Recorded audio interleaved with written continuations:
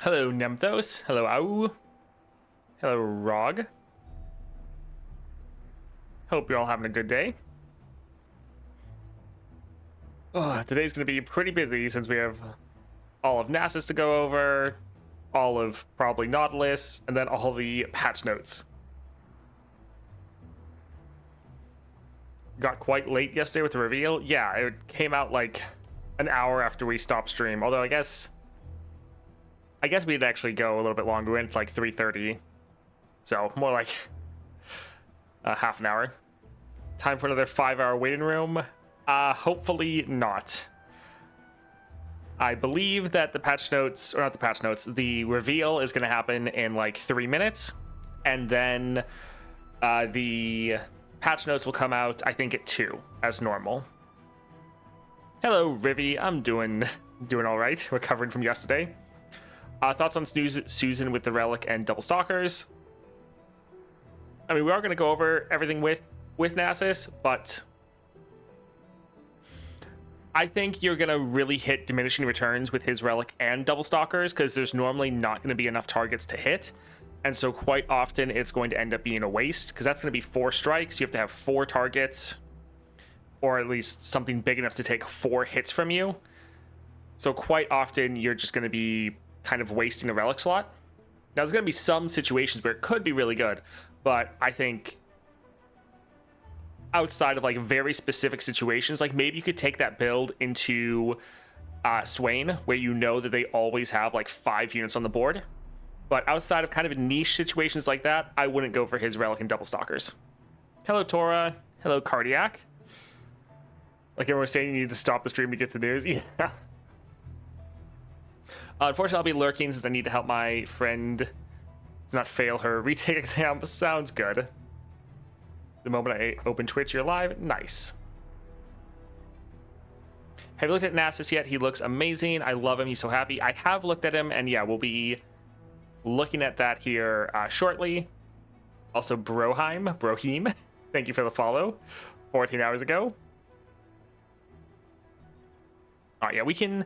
I'm sure we have to repeat this many times. We can go over Nasus. Where is.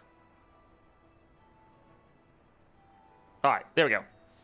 Can I make this bigger? Not really. All right, so we have his starting deck. And honestly, I'm really surprised with how much they changed. Like, Nasus kind of had like 3 pain points, being his Sun Disc not being summoned, because normally you wouldn't get the 10 kills, or it would like kill itself because you didn't have space. His 2-star not being impactful enough, and his starting deck being a problem. And they fixed all of that. So that's awesome. All right, so we're getting the Bakai Reaper, which is absolutely fantastic. We got rid of the Renekton support package. We got one of the Nasus ones that actually has Slay synergy, so that's great. Defenders of the Sun Disc, solid 2-drop that you'll be able to draw another one of these units out, so that can be really nice. Rock Hopper, that's normal, that was already there, but the Rolling Sand is going to be extra good. The Sand Spinner, again, this was already in your deck, but now you have extra synergy with that Vulnerable. And if we come over here, another Bakai, this one able to give us a play effect to kill an enemy unit or at least strike them. Really great, having more synergy with, you know, Nasus's actual support package. Exhaust, Siphoning Strike, these were already there. And then Weight of Judgment. Now we are losing the burst speed silence, which, or at least it's sort of a silence. You get rid of the negative keywords, you reduce them down. So that is solid, or it's not solid. It's sad that we're missing that, but this should be solid to give us more slays. How's the best map streamer? Doing all right. Yeah, I think we'll look here. They're probably going to tell us that. Yeah, okay. We see Nautilus. Great, he got revealed. I don't think they're showing us anything else. So probably another 15, 30 minutes. They'll drop Nautilus support package. But while we wait, let's go ahead and keep looking at Nasus. So overall, your starting deck, we don't know what items you have yet, but it's massively improved. Now, not getting or losing our Quicksand is a little bit rough, but overall, this is a really good improvement. Yeah, Nautilus got revealed.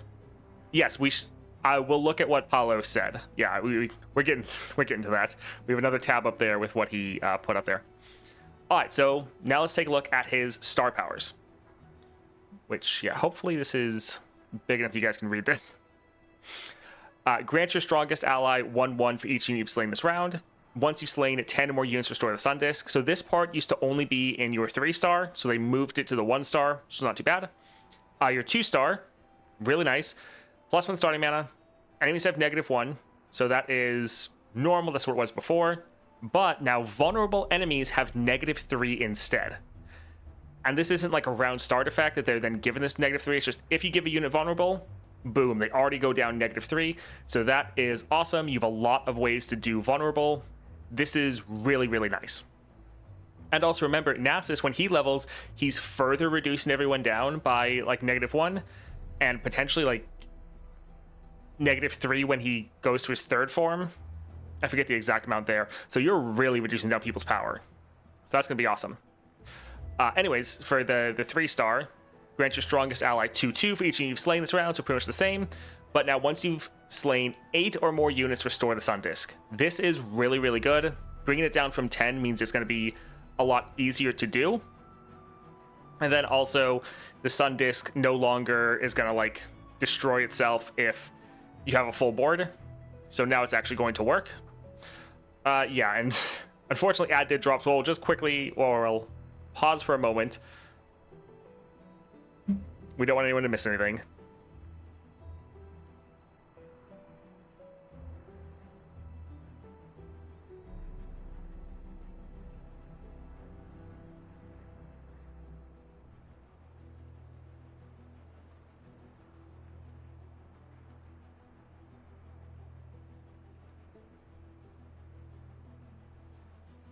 I remember waiting for Susan yesterday. Yes, it was.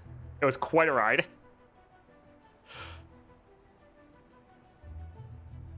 That sounds disturbing, Rivy. Oof. Yeah, so far Nasus is looking really, really good.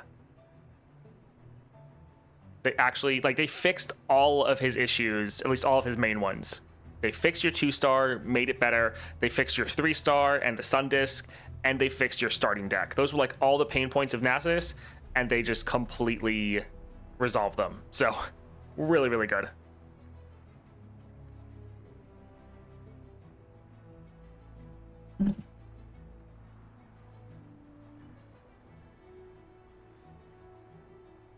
All right, good. So everyone should be back.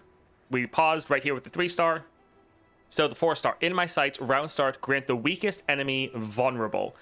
Now, I think this is actually smart enough, if I remember correctly, that it's not always just going to hit the weakest enemy. It's going to hit the weakest enemy that doesn't have vulnerable already. So this, I think, is going to just be keep hitting the weakest target that doesn't have vulnerable. So it's not like this is just going to keep hitting the weakest, because if this hits someone and made them -3, they're going to just stay the weakest. But I think this is smart enough to keep bouncing around. So this will actually be really nice. It pairs great. Like, for one, vulnerable is good now for 2 ways for you. For one, it lets you have an easier way to kill the enemy unit, because you can actually now essentially challenge them with your units, get that kill. So the vulnerable baseline is good for you. Gives you your slay effects, solid. But now you're also making them weaker, which, since they're going to be having that vulnerable, your units are going to be much more likely to survive. Because previously you might get a kill, but if you didn't trade successfully and your unit died, then you might not have anyone on the board to get hit with your Boon of the Ascended. So this is going to be really good. Great synergy with your overall playstyle. Mana flow, just the normal one. And now Soul Reclamation. When you slay a unit, so this can be an ally or an enemy, reduce the cost of every card in your hand by 1 to a minimum cost of 1. So you can't play cards for free. When you restore the Sun Disk, grant allies everywhere, it's not just on your board, but all of them, 5/5. This is going to be really good for you, because both of these effects are good.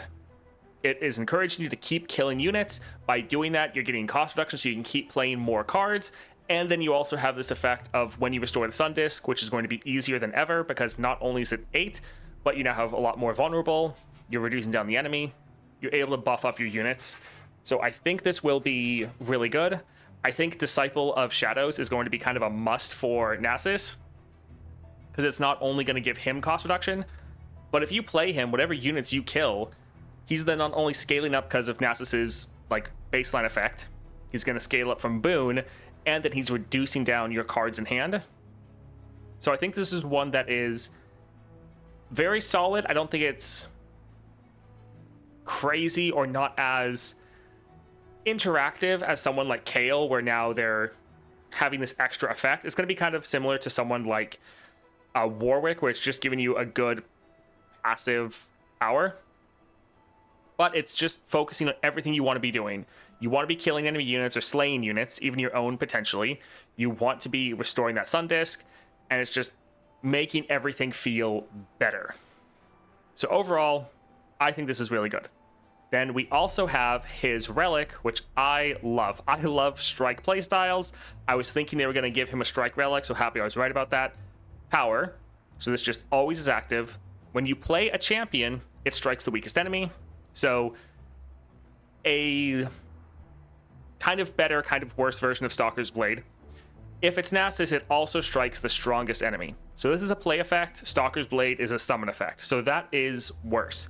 But this is happening whenever you play a champion. So this is going to be good for your support champion. It's going to be great for Nasus to get 2 kills. Potentially when you drop Nasus, you can play this with also Disciple of Shadows. So he hits the board, potentially killing your own units, further scaling up, killing 2 enemy units, further scaling up, and you can just get a lot of progress towards your Sun Disk. And then this is going to be great for a bunch of other champions. Like, this will be a lot of fun for Volibear, because you can get more strikes on Volibear and your support champion. Great for anyone that wants to run Oath of the Guardians, because then you can just play a whole bunch of champions. I think this is going to be a very fun relic, and overall pretty great. Let's quickly hop over and look at what Paulo added. So your support champs have Immortal, so Deathless, and then Siphoning Strike is Stopwatch. We kind of predicted this one yesterday. So your Siphoning Strike is going to be Burst Speed, which will be pretty big, being able to just instantly take out an enemy target without them doing anything. So yeah, that will be solid. Simply the epic version of Stalker's No. Yeah, the summon effect is a little bit off, so you're not going to be able to trigger this with like ephemeral copies, so like Stabilize or Shadow Totem. Stalker's Blade, that ephemeral copy is going to get the strikes off. With this, it won't. But the fact that this hits all of your champions is going to make it probably worth picking up for most people. So yeah, I think this will be very fun to play with. It's going to be good for Nasus. I don't think it's crazy enough that's like you have to take this on Nasus, but it's definitely going to be something you're going to like to have. Paulo also said the Sun Disk procs giving you 6 units. Yes, I mentioned that a little bit earlier. Kind of worse Stalkers, not going to lie. It depends on what you're kind of looking for. If you really value the summon effect on Stalkers, then yeah, it's worse.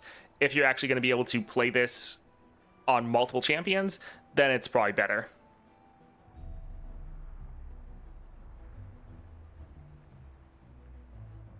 The good thing about this, if you're already planning on playing your support champion, so like for Volibear, I normally try to get another Titanic support champion. They're going to get a strike off. This is then going to give them another strike off. So with Volibear, he and his support champion will already be doing double strikes, and that's normally like enough. Yeah, Paulo is a rioter, so he's the person that is designing most of the champions, or kind of the lead in a lot of them. At least that's what I think is the case. And so often he is the person that is leaking or just giving little teasers for stuff. So yeah, senior game designer with Play Runeterra. This is Paulo, or yeah, his like gamer tag or whatever is the PVVDR. So yeah, we got our Nasus. Overall, I am very happy. I thought they were going to hit some of his pain points. I didn't think they were going to change everything, so I'm super excited. This is kind of better than I was even expecting. I think overall, he's going to play very well. He's probably going to go from one of the like bottom tier champions to one of the top. Now, he's not going to be as insane as like a Swain or what's the other one? Viego, but he's going to be very solid.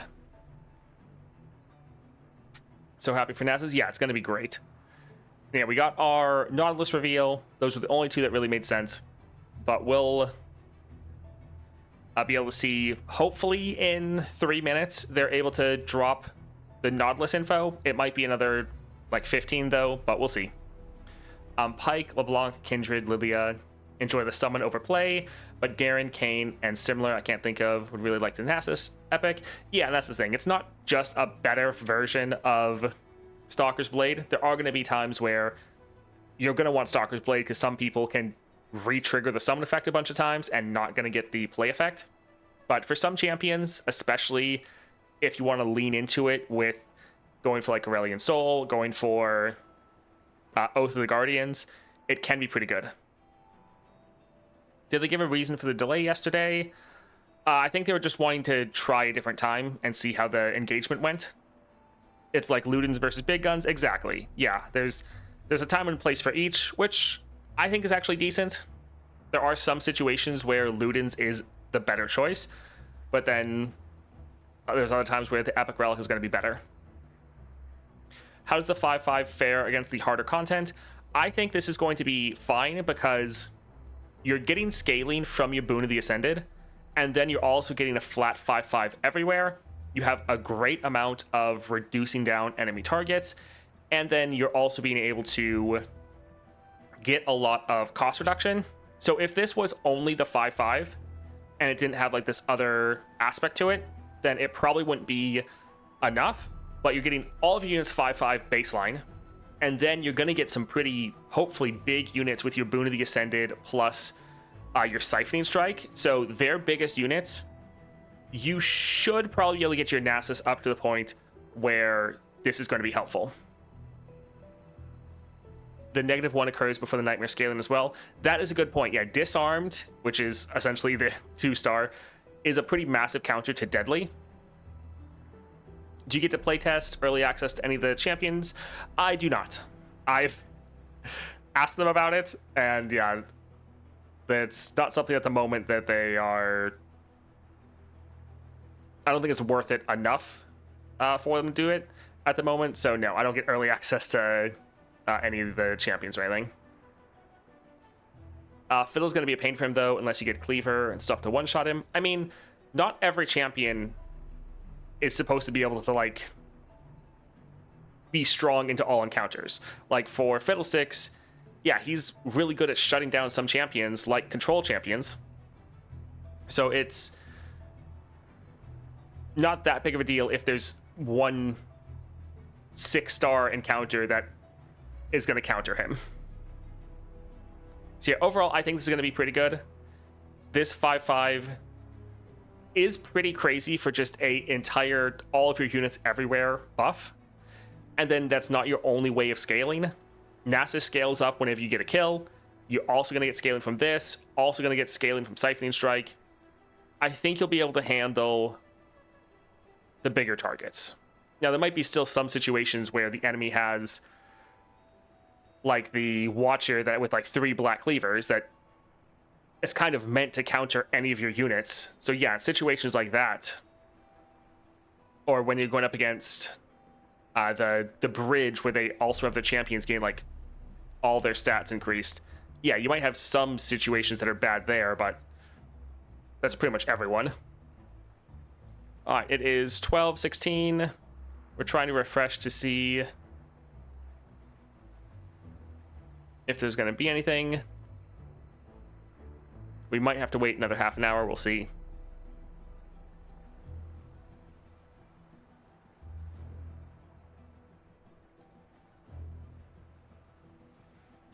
Now the thing about next patch, they might also add more rewards for Viego and Fiddle. Maybe even Swain. It's possible. I just realized I get Diamond Vault from levels after Nasus and not come out. Nice. PTSD from yesterday. This is just probably Runeterra reports reposting.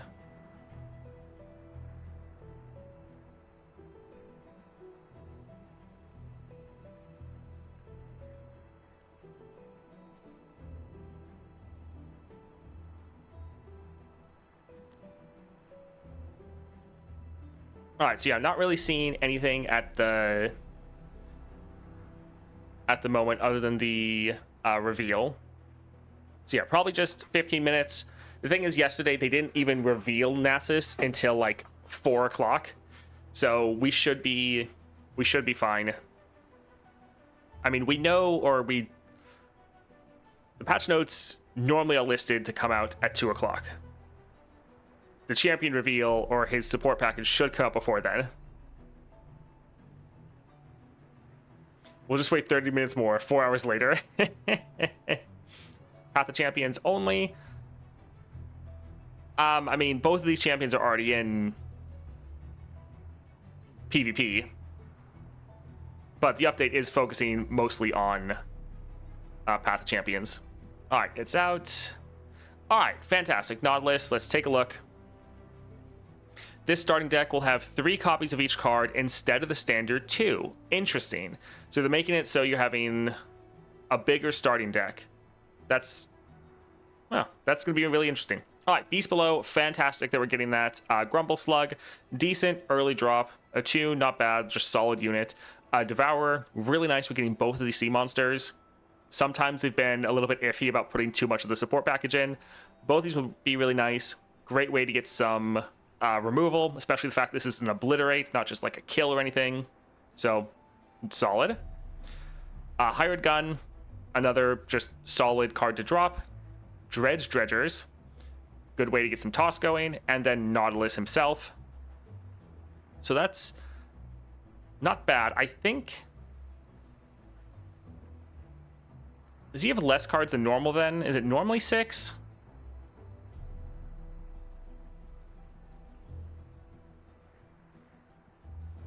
Okay, yeah, so over here we had 9 different cards. So you're getting more versions. I guess actually, wait, there's one more slide. Never mind, sorry. There's one more slide. All right, so he still has 9 cards, but yeah, it's 3 copies instead of the 2. Okay.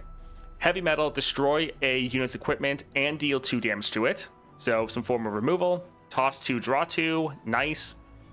Lure of the Depths, reduce the cost of sea monster allies everywhere by 1 and draw a sea monster. Okay, so overall, you actually have a pretty cheap deck. You have 2 units that are a little bit more expensive, but that's not bad. So you have 2 sea monsters baseline. Not terrible. Yeah, this seems like a pretty decent deck. You have a good amount of draw, good amount of toss. This is pretty good. All right, let's keep going. Deep gives an extra 1/1 for every 10 cards you've drawn or tossed.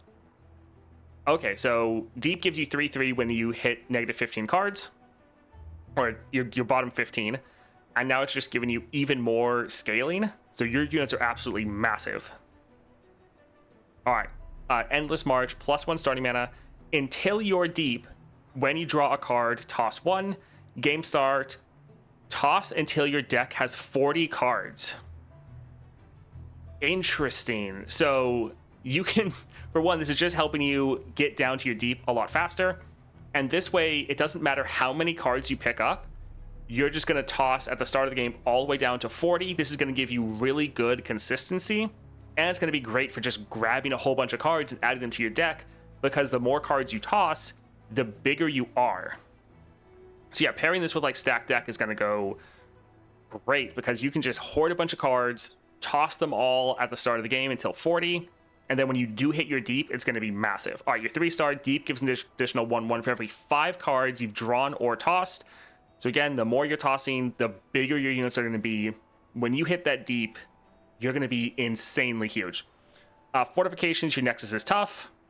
All right, that's a really good defensive power. So this is helping you with your games are going to go a little bit longer because you're a scaling deck. You have to get your deep to activate.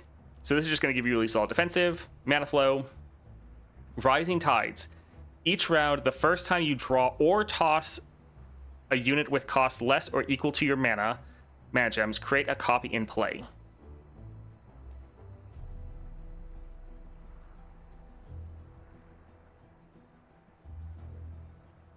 Okay, so you have to draw a card, but this isn't going to work if you draw like a really big unit. So you can't be at the start of the game, you can't draw like a massive sea monster. It's not going to get summoned. So it has to be a unit with less or equal to your mana gems you currently have. And then if you do that, you create a copy of it in play, so on your board. That's going to be really good. This is going to be somewhat similar to the Fiddlesticks. The Fiddlesticks encounter, when they draw a unit that costs like 3 or less, they immediately summon it. And so this should work like that. It should only happen one time. This is the first time you draw or toss, so it should only happen once. So as long as you are hitting a unit with less mana, you're just getting it. Starforge, my beloved. Yeah, Starforge is going to be really good to help make sure you get your mana up there. Yeah, with your 5 and your Starforge, you can start at 4 mana. Not as a Swain counter? Yes. Let's take a look at his relic. Did they add his relic? Okay, here we go. Treasures of the Deep. Deep, and I am a sea monster. When I'm summoned, if you aren't deep, toss equal to my cost. Okay, so this is giving you deep, giving you a sea monster, which I think Nautilus technically isn't a sea monster, so he also gets that tag, but Nautilus is also deep. And then this is just a massive way to toss even more cards. So this is, since Nautilus is so expensive, this is a good way to get him to level when you play him, because he's like a 7 cost. This is going to be interesting. It's not too crazy, but this isn't deep. Really? Oh, okay. I kind of always figured he was. Okay, then that's actually a big deal. So he acts like he's deep because when you level him, he gets a ridiculous amount of stats, but he levels from deep, but he's technically not. Okay. Yeah, so by this making your Nautilus then deep and counts as a sea monster, he's going to get anything that benefits from having a subtype. So Beast Within is now going to give him Overwhelm. And then anything that draws a sea monster, such as your Lure of the Depths. Reduce the cost of sea monster allies everywhere and draw a sea monster. So this will now work with your Nautilus. So I think that's the only thing baseline you have that synergizes with sea monster stuff. But there's other cards you can pick up that also will synergize with it. But that means Nautilus is then going to count for your 3-star, making your deep units massive. So your Nautilus is already ridiculously big. And this is just going to make you play him. He's going to probably hit your deep threshold, because he's like a 7 cost, right? Yeah, so he's a 7 cost. Okay, that's going to be pretty big. Now, the one thing is, since this is toss equal to my cost and not my base cost, whatever cost reduction you get for Nautilus is going to reduce the amount you're tossing. His level up, Nautilus' level up, is just getting deep. When you're deep, I level up and copy tossed allies that cost 4 or more into your deck. I think this is interesting in the fact that you could use it on other people if you want to use or make someone else a sea monster or give them try to play with that deep. Pretty much no one else has really deep synergy, so it's nice that it's open-ended, but that kind of doesn't matter at the moment. Like, this could be really good if they add like Malphite to the game. Yeah, Malphite, this will like this. I can't really think of anyone else at the moment, but yeah, okay. The fact that Deep and Sea Monster will actually make a pretty good impact. Because yeah, your Nautilus goes to like a 12-12 roughly when he levels, and now he's going to go and be massive from your 3-star. If you're using Beast Within, he's now going to get Overwhelm. I don't remember if he gets Overwhelm. I don't think he does. I'm going to go check quickly.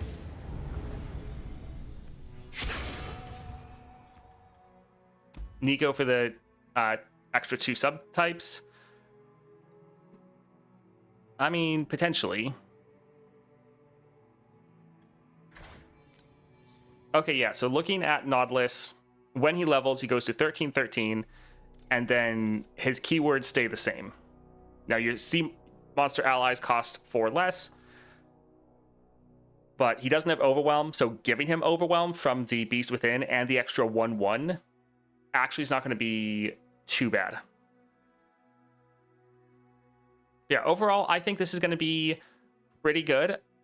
It's going to be very different, which is one thing I love. This is going to play very different than every other champion, because you're not only using deep, you now have a reason to kind of somewhat go crazy getting cards. And I'm pretty sure you can't toss champions. I believe toss can't hit champions, so even though you're stacking a whole bunch of cards, it kind of doesn't matter, because it's still going to toss them. You're still going to keep your Nautilus. Yeah, there's going to be a couple different ways to go with him.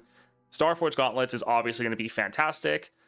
Going for stack deck and just stacking as many cards as possible. As long as it triggers first and then this goes off, so you're getting the benefit from it, then that's going to be really good as well.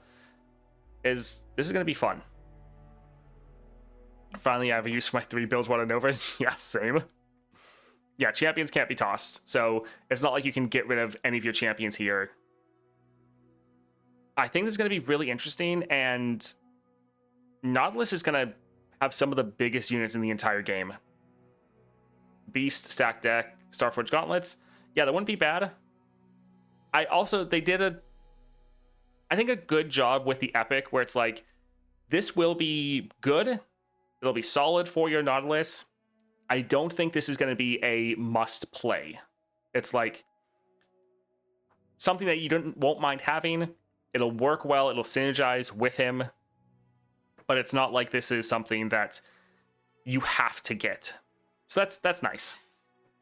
What the in-play wording meaning in Path of Champions.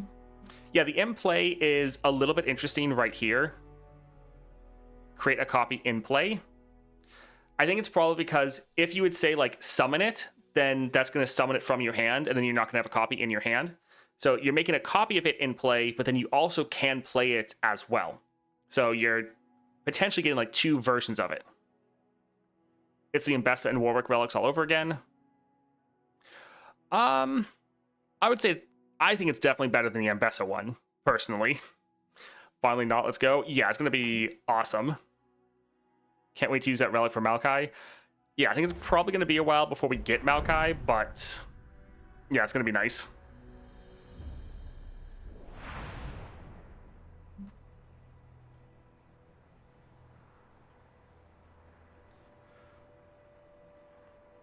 So you have 2 bigger units. You have 2 sea monsters. It's nice that we got at least 2 in our deck. But then the rest of your cards, like that's a 2 cost, 2 cost, 1 cost, and then 2, 3, and 4. So overall, you're having a decent amount of cheap cards. Yeah, I think this is going to be pretty good. You have your toss baked in to your 2-star. Fortifications is actually a surprisingly good passive to have.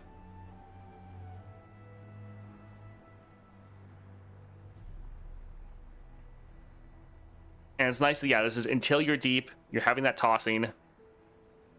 And yeah, it's just when you draw a card. So getting extra draw is going to be pretty good. Because especially when you go for this salvage, this is tossing 2, drawing 2. But then both of those draws, you're also tossing 2 more. I'm very excited to test this out and see how it does. Now, we don't know yet any of the constellation upgrades he's going to get. I'm going to guess he's going to get something so your support champion is also deep.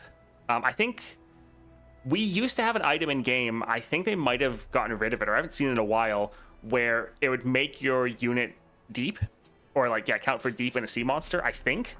And so some of these units are probably going to get it. That's probably one of the upgrades you're getting a lot. Like how Heimerdinger gave everything tech. Most of these units are probably going to get deep, and then it's probably going to your support champion.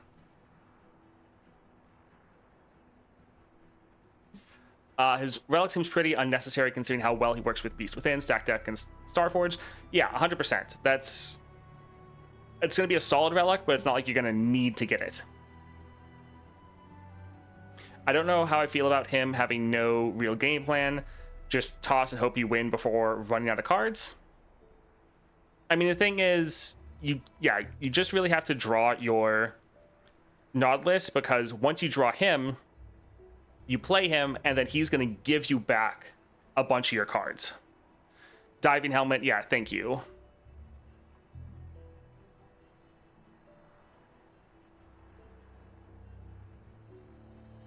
So yeah, right here, this used to be in the game. I've not seen this forever, and Riot does kind of have a tendency of accidentally just like removing stuff from the game, and I don't think they told us they removed this one. But Deep and I Am a Sea Monster, this is probably going to be coming back, and we're probably going to see this on a bunch of his cards.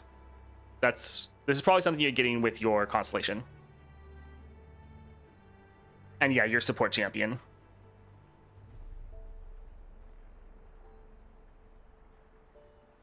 Still in the game, but needs Nautilus. Oh, okay. Diving Helmet is a cool name for deep item. Yeah. I only see it when I have Nautilus support. Okay, then yeah, that's good to know, because I haven't seen this forever.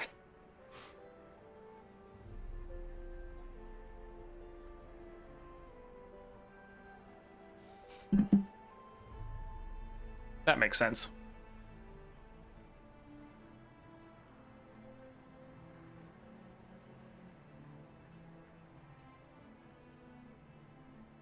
All right, so now we're waiting on our patch notes to come out, and we're waiting for maybe if Paulo wants to give us any details on what some of his Constellation is going to be, or I mean any of the other developers that worked on this. I'm not sure if any of them, which ones did. But yeah, this is pretty fun. For Nautilus, one thing to note is you don't have his champion spell in here at all. So that's a little sad. You do have some removal with your Devourer. You have some toss with your Dredgers. You have some other removal with heavy equipment. And you have some more draw with Salvage and Lure. So I think it's a okay deck. You can handle some situations, but it's not going to be anything too crazy, or you are mostly just relying on having pretty big and massive units.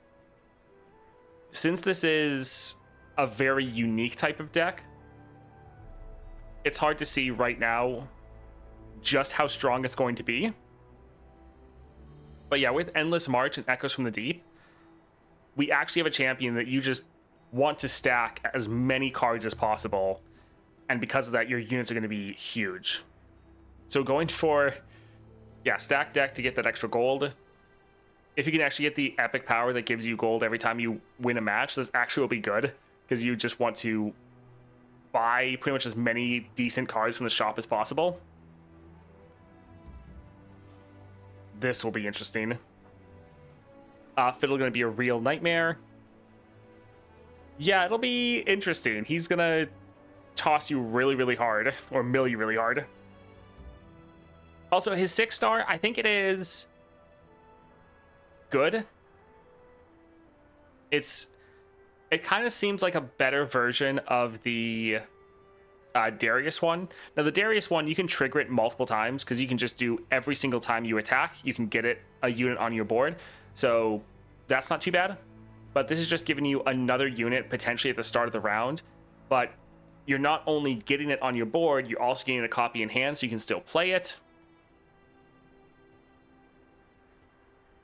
Yeah, I think this is a 6-star that doesn't seem crazy, but it's just giving you a lot of solid value.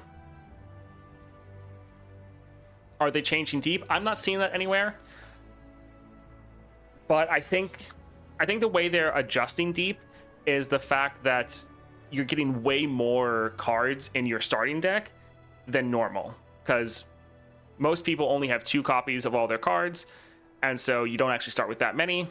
But here you're getting 3 copies of all of them, which just means that, yeah, going for stacked deck is going to be even better. Like, I know a lot of people would get stacked deck and kind of complain because they didn't think it was good on anyone. This should be really good on Nautilus.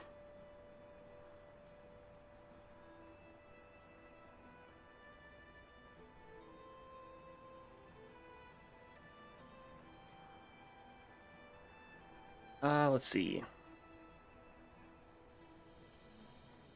So if you have 80 plus cards, you just start with deep instantly. I mean, yeah, it stops when you hit 40 cards.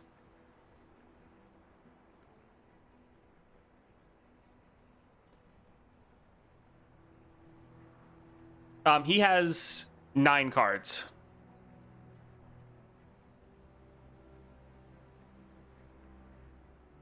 So he doesn't just have the 6. So yeah, it's not the same amount. That's what I thought at first, but I just didn't go for one more slide. Deep is 20 or less than half of your deck. I think deep is just 15. I'll pull that up in game. I think it's just, yeah, when you're below 15 cards flat. We didn't know if they were going to maybe change it. All right, so in game, here's Nautilus. When you're deep, so I have 3/3 once your deck has 15 or fewer cards left. That's all it is. So there's not anything else that's affecting it, at least not at the moment. I floated the idea earlier that they might change how this works to maybe be something like when you're below half or like a quarter or something like that. But as far as we know, it's still like this. So this is making all your units that do have deep, like 3/3 on all your units is pretty big. But then your 3-star, that's just going to be even crazier.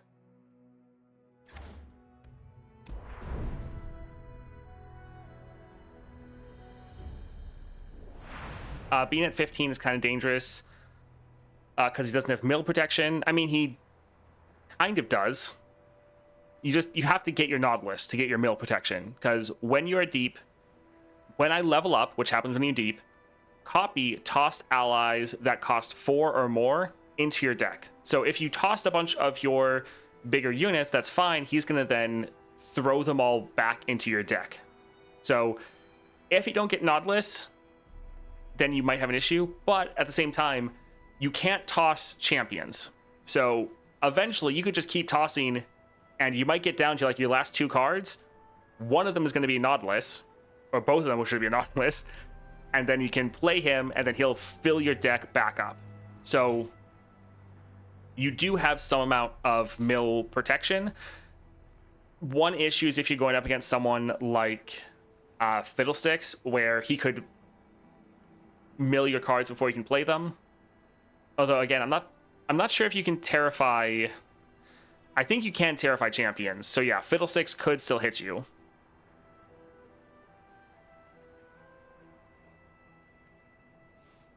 This really ruins the picture. Oh, you mean the like comic book effect?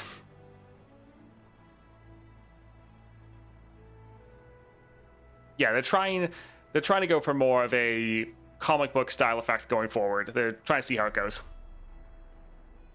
Nautilus has been revealed. Love to stick around. We've got other things with friends. See ya, Rivi. Yeah, we will have patch notes in like an hour-ish.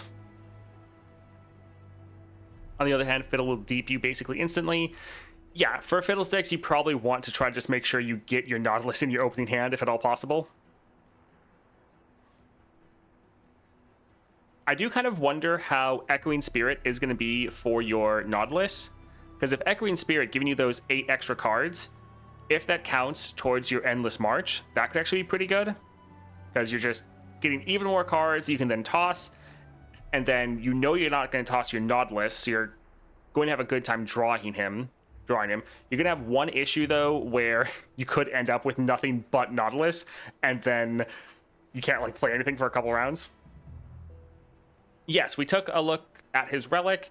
It's one that seems like it's going to be solid because Nautilus doesn't actually get Deep or Sea Monster. So this is going to help him synergize with both of those, make him even more ridiculously big. Also going to help you make sure you get Deep when you play him. But that being said, this seems like it's going to be one that you could pass on if you didn't want to get the bundle. I think it's going to be solid for him, but I think there's going to be enough other epic relics that are good enough without this. Echoing is a relic that gives you like 8 other copies of your champion in your deck, and then champion spells cost 1 less. So I think Echoing actually could be okay. You just have the issue that you might draw too many Nautilus at the start of the game, and it's going to be a little bit iffy if you can't play him because he's such an expensive champion. So you could brick your hand, so it's probably not the best. I downloaded the new version and played a run. Scribe of Sorrows is an epic node now. I mean, that makes sense. Is there actually the update happen? All right, I'm going to try to relaunch the game, and we will see. Because if the update happens, that means the data miners are going to go crazy. Yeah, normally, like, pre-downloads some of the next patch. Portal Pals. I mean, Portal Pals could be okay. All right, yeah, my Runeterra is updating.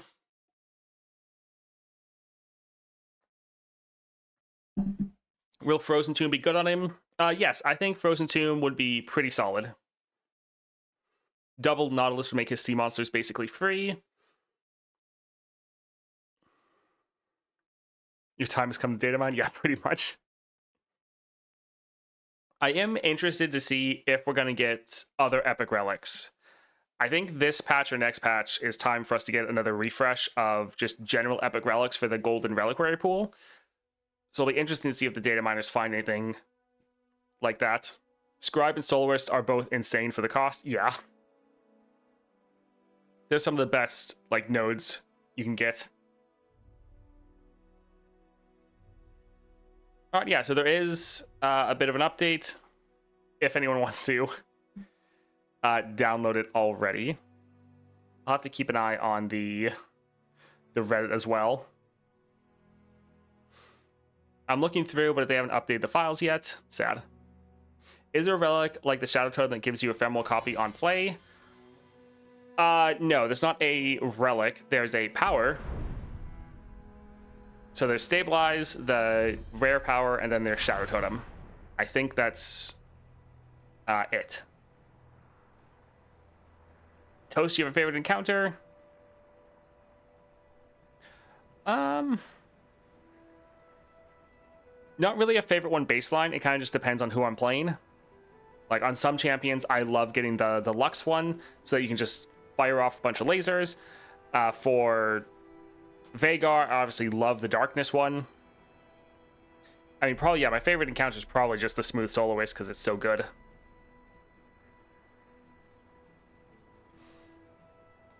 All right, let's go ahead and look through some of the epic relics and see what we think of them. I think Disciple of Shadows is going to be good for both of them, but probably all of the champions this patch, or well, this patch, this event, this patch, next patch. Just because it's cost reduction, trying to get your units on the board earlier is really nice. So Disciple of Shadows, this is going to be great to have. Big Guns, I think this is going to be pretty useless for both of them. Black Shield will be fine for either. Cease and Desist. This is probably going to continue being like a fun / meme pick. Because both of them can potentially hit this when you play them. But it's probably not worth it. But if you just really have fun with it, it can be fine. Chosen. They both can hit that at power 10. So if you want to get all these keywords, it can be okay. I think you're going to have better options.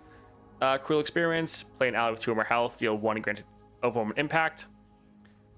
I think this could be fine if you wanted to go for this over the Beast Within.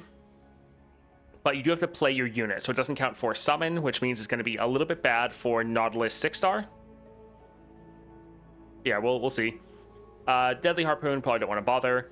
Death Foil, they're probably going to be big enough that this won't really matter. Defense spending, you definitely don't need this for Nautilus. Echoing, this can be okay for both, but for both of them, you have to watch out, because if you draw too many of your champion, you can brick your hand and just not be able to play anything. So it's something to look out for. Essence Thief, no. Fear Cleaving Axe, probably not, no. Found Fortune could be good. Let's actually take a look here. There we go. So for Nautilus, your highest cost card is going to be your Devourer. So you'll draw out your Devourer, give it an epic item, be able to play it for free. That being said, with Nautilus, since you're going to be probably adding so many cards to your deck, the Found Fortune is going to be a little bit inconsistent. If we take a look at Nasus, so Nasus is a 6 cost. So the highest cost is you're going to Rampaging Bakai. Overwhelm, play if you slain 4 more allies this game. Enemy I strike each other. That's going to be pretty good. So yeah, that could be solid. Look at the True Ice Flail.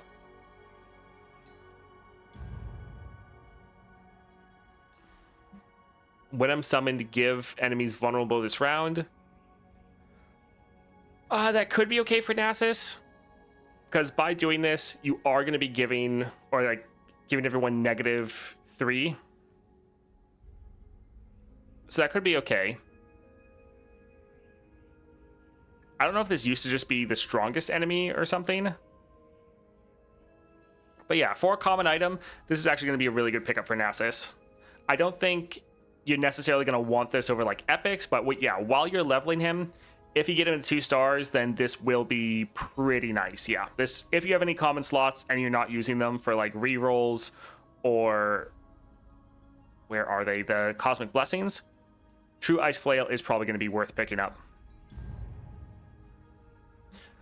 Where were we? So yeah, Found Fortune could be decent for both of them. Probably going to be more consistent on Nasus. Frozen Tomb, I think this is going to be really good on Nautilus. I don't really know if you want to go for this with Nasus.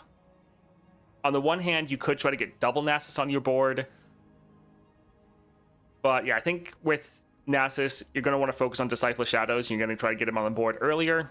Probably good, though, for Nautilus. Full build, if you just want the keywords, then it can be fine, but not really that big of a deal. Harmless Scarecrow, I don't think you're going to want this for anyone. Yeah, Hextech Rifle, no. Hidden Tome. I think it can be fine, especially for your Nasus, because you could go for a build where you're focusing on just playing any champion, so going for like this and your Strike Relic, that when you play a champion strikes an enemy. So it can be okay. Icon, I think this is pointless. Battery, only if you need to hit stats, which I don't think is going to matter for either person. Living Weapon, they're both going to have so much other scaling. I don't think this is really going to be worth it, especially since it's going to take so long to get on the board. Loaded Dice could be good. I mean, it's always a good passive one. Baton, Accelerator, these I think will both be pointless. I mean, this does have the draw element to it, so like potentially if you have if you have Nautilus at 6 stars, you could use this to guarantee you get a unit summoned at the start of the game. So there's like that little niche bonus. Probably not worth it. Oath of the Guardians.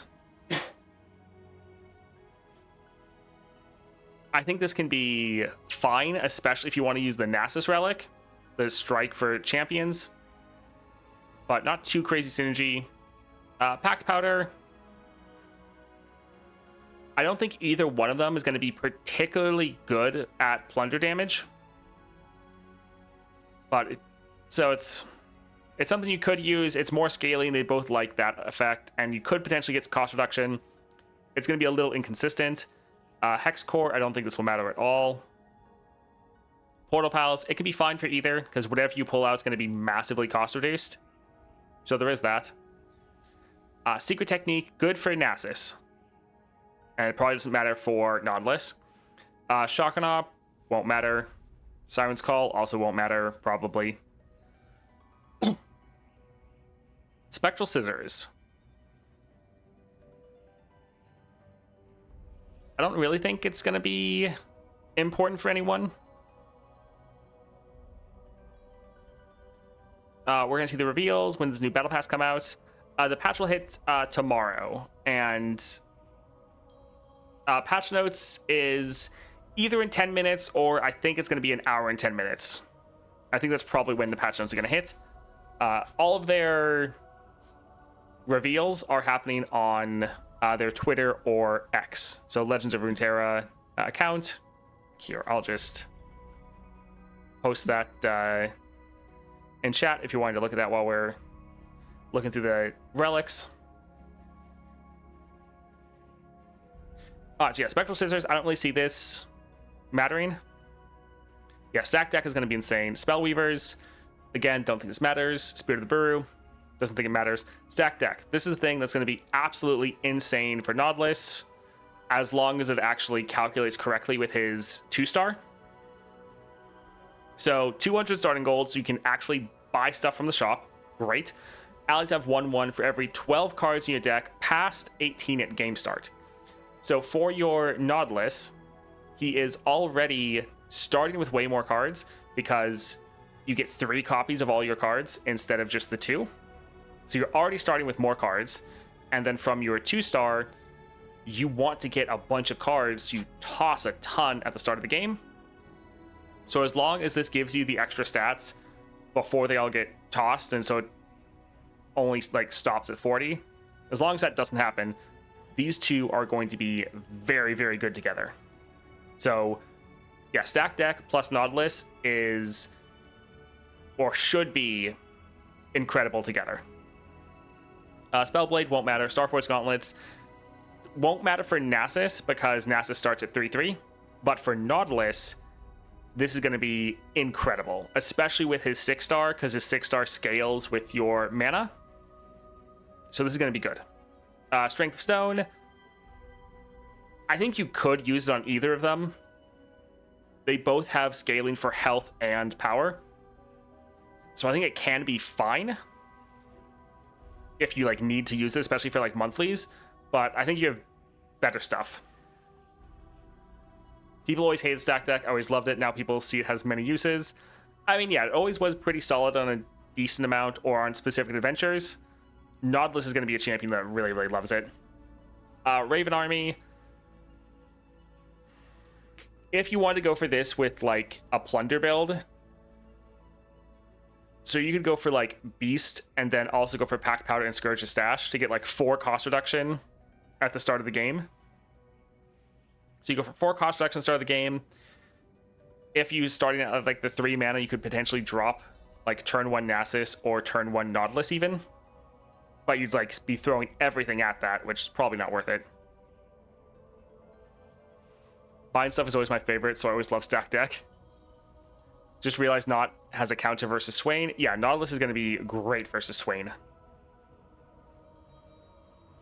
Beast Within, this is going to be great for both of them because both of them like the Overwhelm and they both have a decent amount of subtypes. At least Nasus, his units have subtypes, right? Oh, the Bakai is not a subtype.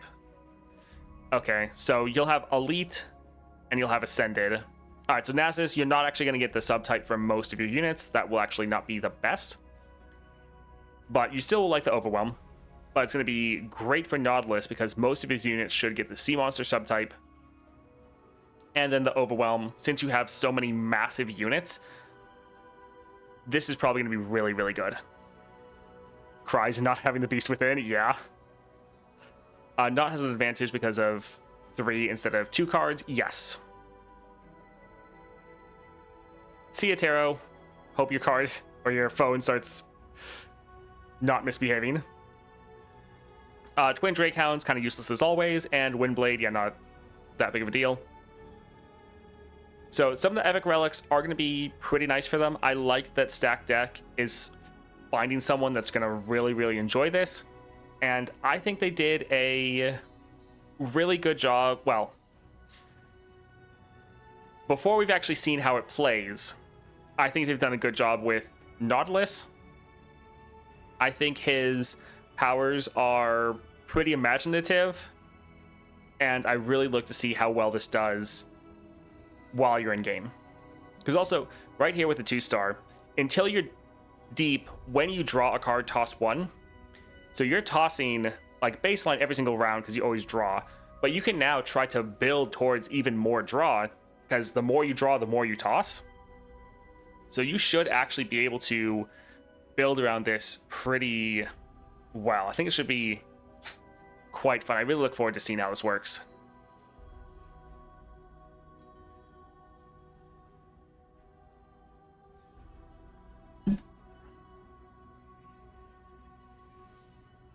Toast being toxic to the Ambassador Relic. I mean, yeah, it's not the best. It's a little sad. It is. It's always funny because Toast is so respectful. Yeah. Wait, the spell is toss 4? Yes. So your salvage right here, you're tossing 2 and then drawing 2. But since you're drawing 2, that's also going to make you toss 2. And then for right here, your Lure of the Depths, you're drawing a sea monster. So you're drawing. And so this is just going to give you more toss as well. Now, I'm expecting that we get this diving helmet on a lot of our units from the Constellation. So whether that is like all followers you acquire have this, or followers that cost like 3 or less, or yeah, something. They're probably going to put this on a lot of units. Also probably going to go on your support champions. So I think that's one upgrade we're probably going to see. But I wouldn't be surprised if they gave like the Elixir of Skill, which is when I'm summoning draw 1, to some of these units as well, so that they have even more draw on them. Yeah, I think you're going to be able to hit that threshold of going deep pretty fast. Also, one thing that I think the devs are always very mindful of, and one thing I try to look for, is what are the different routes to build around? So for Nautilus, obviously you want to build for getting deep units, and you want to build a bunch of draw, and you want to get, well, mostly just a ton of draw and a ton of cards in your deck.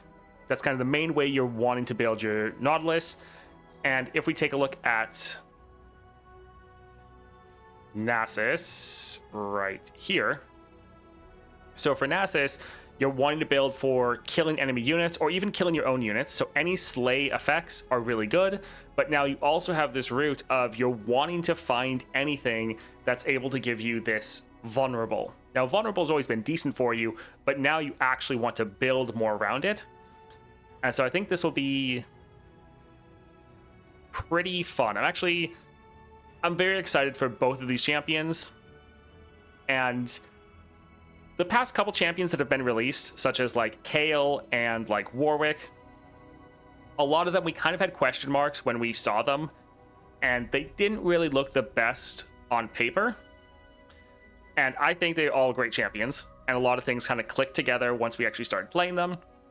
But right now, just looking at the champions kind of baseline, I think they're both going to be very fun to play.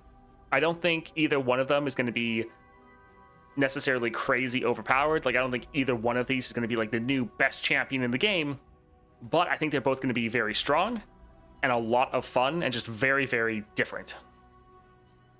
I'm more excited for Nasus, not gonna lie, but Not is still nice. Yeah, I think they're doing a good job with deep implementation. It's always been a little bit of a question mark of how good are they going to do with deep. I think this is going to work out pretty well. I hate how they add the Grumble Slug and that other 2 cost vulnerable to every deck. I hate both of them. I will say that is true, that we do get the Grumble Slug and the Hired Gun. We do get them in a lot of decks. That's definitely true. They're both solid units, which I think is why they put them in so many decks, because they're just a good baseline unit. But it is a little annoying that, yeah, we are going to get them both again. I hate them on Alawi. I hate them on Misfortune. I hate them, yeah. So we know when the battle, or who's the Battle Pass champion. I'm not sure. I've been waiting on Not since I played PvP with him years ago. I don't care how good he is. I'll find a way to clear everything with him. Exactly. And I think they're both going to be strong enough that you'll be able to clear all the content in the game. And yeah, I think they're both going to be solid champions. Patch notes. We will refresh. I think we have to wait until 2. So I think we might have an hour, but we'll...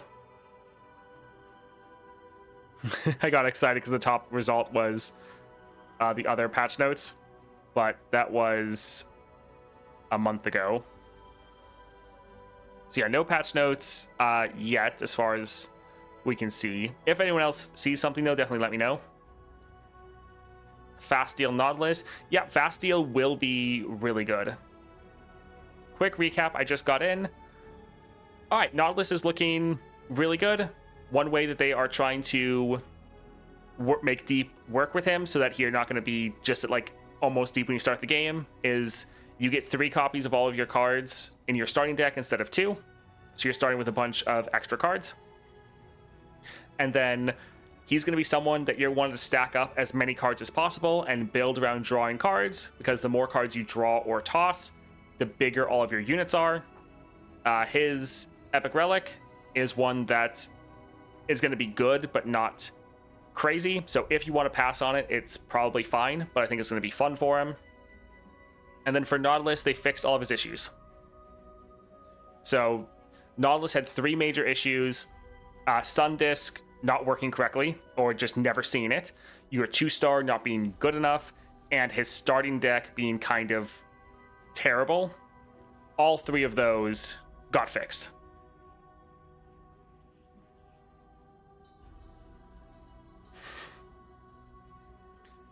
And yeah, hold off for anything else, because yeah, some people got hit by ads there.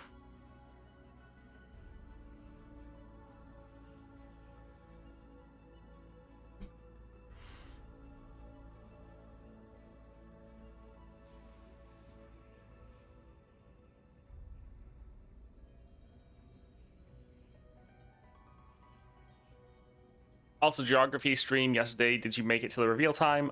No. Yeah, the reel didn't come out until like 4, and I had to get off by then.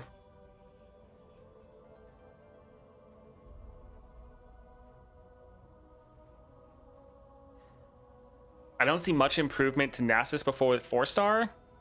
That, I mean, I would say look again, because they have improved his starting deck pretty massively. Like, they got rid of the Renekton support card, the 1-drop, and gave us the Bakai Reaper. Defenders of the Sun Disk will be really nice. Both of these have vulnerable synergy, which these were already in your deck, but now they're going to be better. And then they're giving you the Rampaging Bakai, which is also going to be much better than the other 5-drop. One issue, like the only issue really with the change, is that Weight of Judgment is replacing your Quicksand. Quicksand was a really good card, so it's sad that that's being replaced. But Weight of Judgment is helping you kill enemy units, and so it will still help your Slay effect. So it's, while it is a downgrade, I think it's still overall a massive improvement to your starting deck. We don't know what items these have yet, but I think that's massive improvement. Also, they've added the Sun Disk element to their 1-star, which you didn't have before. They made your 2-star way better, because now you have vulnerable synergy, and you can reduce people down a lot more. And then for the 3-star, now it's 8 units instead of 10. So I think baseline, your 3-star Nautilus is much improved over current 3-star Nautilus. So I would say that, yeah, Nautilus is still greatly improved even before you get to the 4, 5, and 6-star. Nautilus looks really cool. Yeah, Nautilus I think is going to be, I mean, both of these are going to be a lot of fun. Nasus is still underwhelming. I think Nasus, he's not going to be one of the like best champions in the game, but he's definitely much improved. Hey, Clear Wings. Nasus deck stopped being a brick hand 90% of the time. Yeah. I do like the not addition, though. We haven't had much of a reason to deep until now. Yes, we've been really missing deep for a long time. I'm very happy they're finally adding it.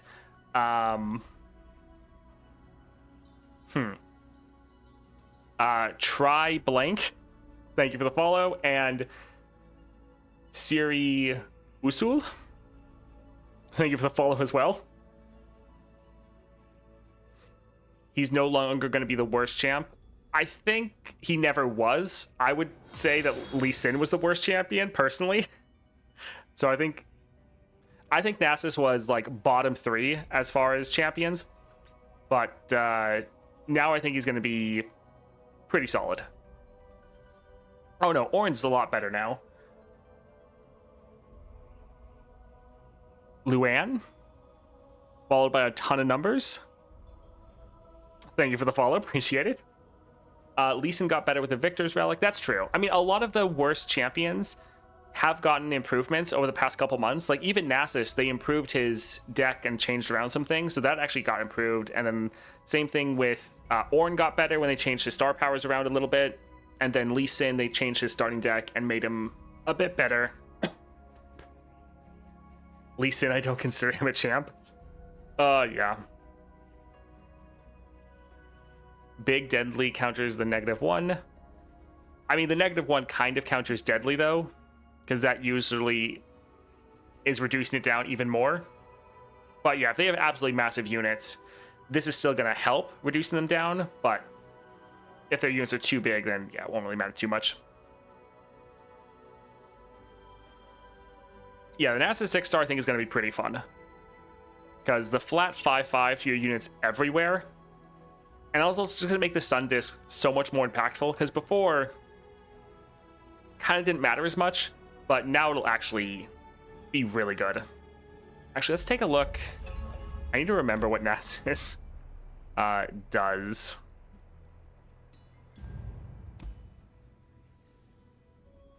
Alright, so Nasus. Here he is, baseline, 1/1 for each unit you've slain this game. Struck for 10 more damage. When he levels, now enemies have -1. And then when you restore the Sun Disc, now enemies have -3. So potentially, if you give enemy units vulnerable, and you have your Nasus on the board, they're now going to have like -6 power, which is going to be pretty hilarious. Like, yes, the enemy with the deadly modifiers can sometimes have like ridiculously massive units. That's normally like Lissandra with her Watcher, or some of the like some specific modifiers. Yes, they get ridiculous. Normally, though, reducing down enemies by -3 or -6 is going to be huge for you, because you're reducing them down by -6, and your units are being buffed up by like a flat 5/5. So it's going to be really good.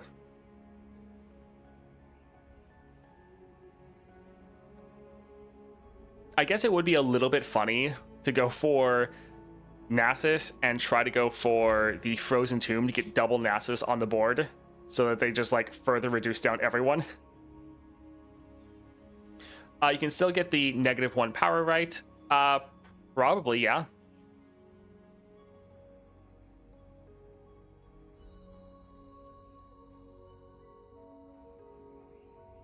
Yeah, Nasus has gotten better at getting kills, and with the new 2-star, you've gotten better at surviving. Not build. For Nautilus, you're probably going to go for Starforge Gauntlets, because +1 mana, that's great. Also, if you have them at 6 stars, that's just also going to be really good, because this scales with your mana. Stack Deck is going to be another relic that should be really, really good for you. And then you could just go for Beast Within. So with Beast Within and Stack Deck, your units are going to be absolutely massive. And then you're able to have Overwhelm and extra starting mana. So that's going to be a very simple and straightforward build that's probably going to go crazy. The special power that gives everyone vulnerable would go crazy. Yes, that's the thing.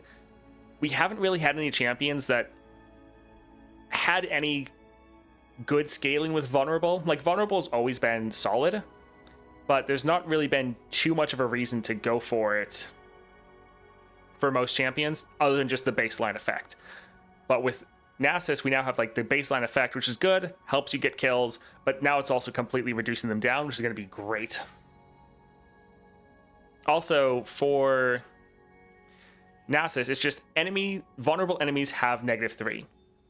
It doesn't really matter how they get vulnerable. It's not like when you give the enemy vulnerable. So there's some targets like the narwhal, the golden narwhal. Some targets like that baseline have vulnerable, that as soon as they're played, they're just going to be reduced down. So that's going to be pretty nice.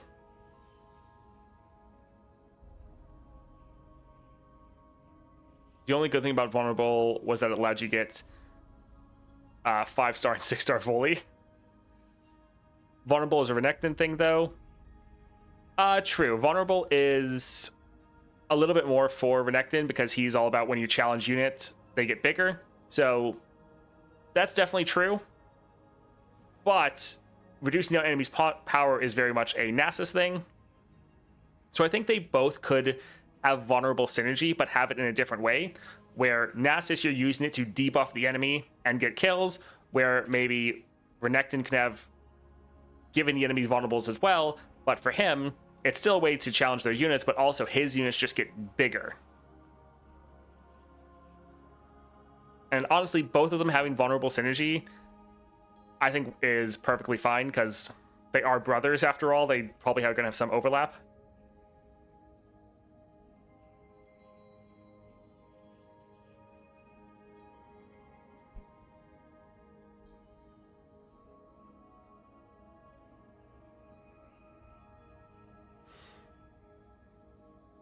Fun way to play Nasus is to get all Ascension champs. Yeah. I was wondering if they were going to try to focus on that more with Nasus, of incorporating other Ascension champs as well, but I'm fine that they're actually just focusing on Nasus himself. Actually, are there... There's so many of these like game mechanics that have never really mattered too much.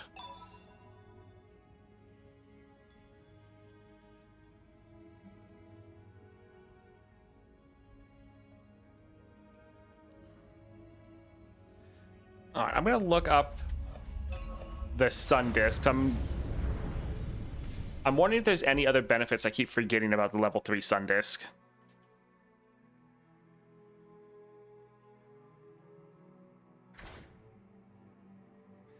All right, so we have buried Sun Disc. This part's not really going to matter for us, but restored Sun Disc, immediately draw one of each of your ascended allies. For the rest of the game, your level 2 ascended allies are level 3.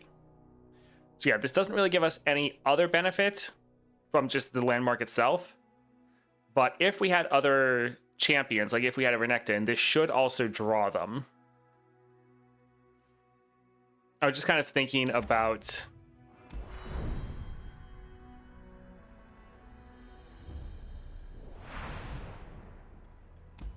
like Azir and how he it changes your deck, and I was like, is there any other bonuses that I'm not thinking about? I'm just trying to process and think about any possible synergies. Finding Renekton, Azir, or Xerath as support champs will be so good. Yes, especially Renekton. He's a really good general support champion, but for Nasus is going to be great. Sun Disc deck, get the devs on it. I would like it if they actually did do some decks like that, where it's not necessarily themed around a specific champion. If they had a Cithria deck, or just, different fun spin on the deck idea. Actually, I forgot about Azir replacing your deck. Can't tell if that'd be good or bad, or take him as a support champ. Yeah, that's something that could be a bit of a mixed bag. I mean, they are all really good cards. Mecha Yordles, Emperor's deck, discard, other win option. Is there anything else we're missing?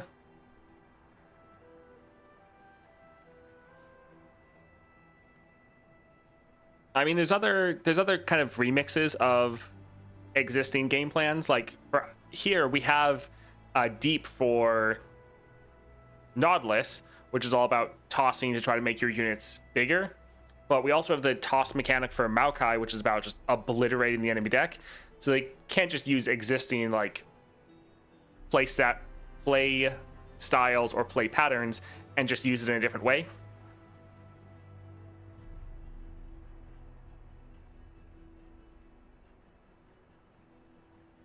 Azir needs like a node unlock level up items for Emperor's deck or something. I think for Azir, what they're going to do is they're going to make it very similar to Aurelion Sol, where Aurelion Sol, all of your created cards get a rare or epic item. They're probably going to do the same thing for Azir, where all of your Emperor's deck cards get like epic items or rare items or just really good stuff on them.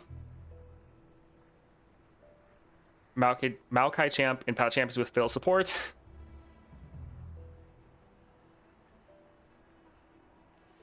Why just name the spell that summons Nasus and Renekton level 2? I mean, they want you to be able to have fun drawing cards. And that's actually one thing we might get with Nasus. Potentially some of these might have create one of the Emperor's cards in your hand. I forget what it's called. But it's another like manifest, but just for the Emperor's deck. That could be on some of these. I wouldn't be too surprised. Because they're changing your starting deck, but even the items that are on some of these existing cards, I wouldn't be surprised if those also got changed to something else. Because yeah, baseline right now, both the champions look really good. We still don't know what all of the extra nodes for Nasus are, and we don't know what any of them are for Nasus or Nautilus. The fact that both kind of similar names is throwing me. Love Nasus, so excited to play him on patch release. Yeah, it's gonna be fun. Nasus 6-star will be fun with Portal Pals, Disciple, and his Relic. You set up units, T1 and 2, play Nasus, discounted, create big units in hand, kill board, get discount, then get even more discount when you kill enemy units. Play the rest of your hand for free, feels good combo there. I mean, you can't play any of your cards for free. Do remember that part. Your 6-star reduces them down to 1. But other than that, yeah, they're going to be pretty good. Emperor's Favor, rare items, which create cards from Emperor's deck. Yes, that's the one.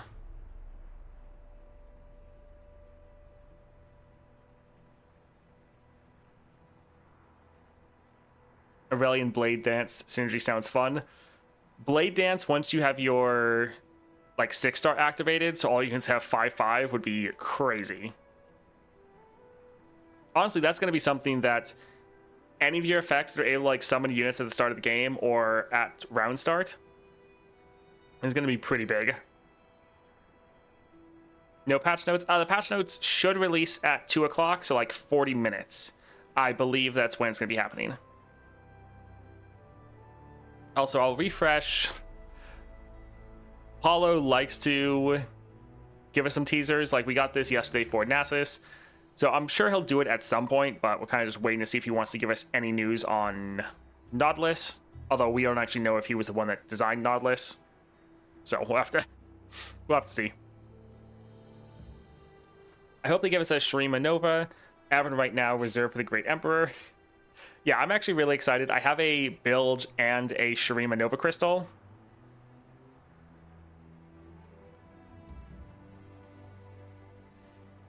Watch the dev snack shop for Tease Champions. When does the patch launch on live server? Tomorrow at like 2 o'clock. So like in 24 hours and like 40 minutes. Or does it come out at 1? Roughly 24 hours is when we're going to get the patch being live.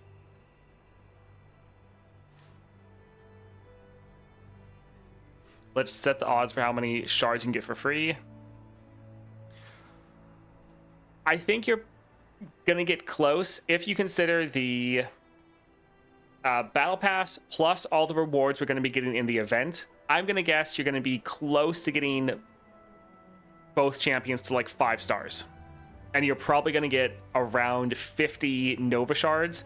So a good amount of progress towards the 6-star. I don't think they're going to just flat out give you a Nova Crystal unless you like high roll a Star Vessel, but they should be giving you, I think, 40 to 60 of the fragments. So you can potentially get one. So it shouldn't be too bad. The event is this patch and the next patch. So both. Will there be new adventures? Yes, there should be new adventures for the event.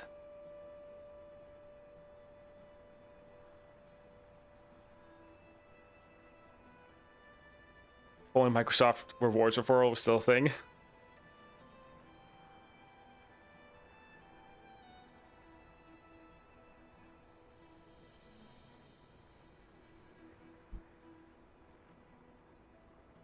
So some of the stuff that I'm expecting for this patch, we know we're getting a event. So we should be getting, I think like last time we got 6 new adventures, I think.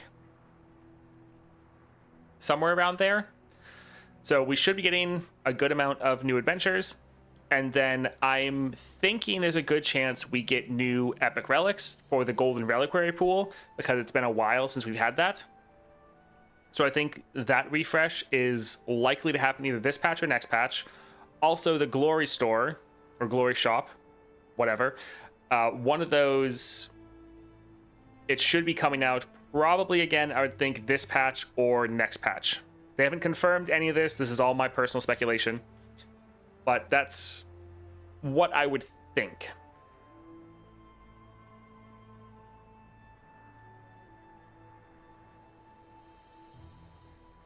What decks would count as Titanic without any relics? I mean, Nautilus Will, Aurelion Soul, Elder Dragon, Volibear. I know there's more.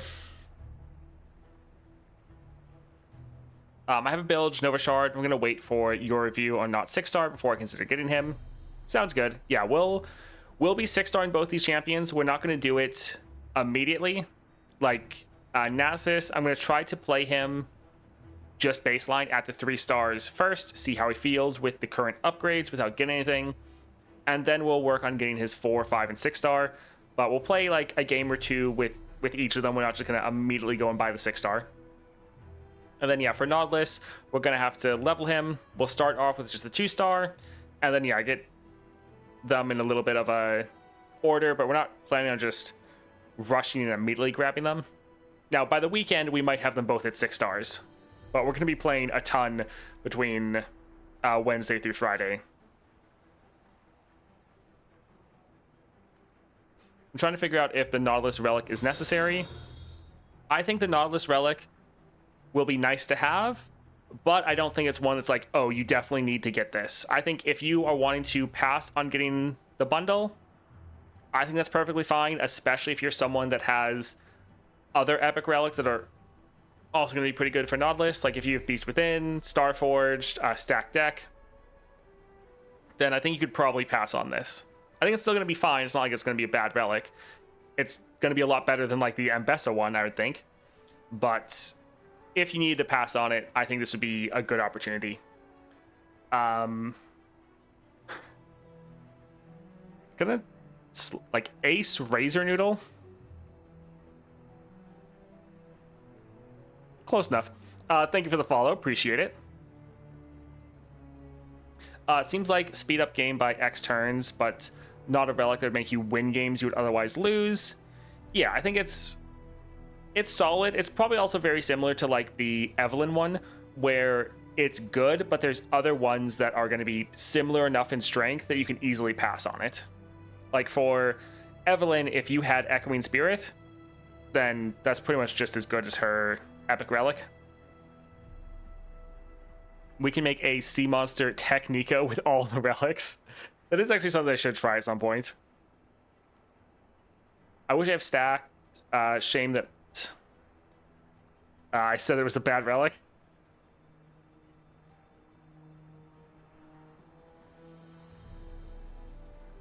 Stack Deck is probably a better choice. Starforged and Beast 2, yeah, you should be able to pass this relatively easily. What's the attune upgrade for Champion Gone? Can't find it anywhere on the wiki. I don't remember. I will wonder if Stack Deck will work, considering Starforged Gauntlets doesn't work on Fiddle. The order might not work for Not. That is something that, yes, we have to wait and see. We have to make sure the game calculates all of your cards with the Stack Deck and buffs all of your units before you get tossed back down to 40. As long as that works, which I think there's a good chance it will, then you're fine. But they are both game start effects. I think. I'm going to go pull up Stack Deck right now.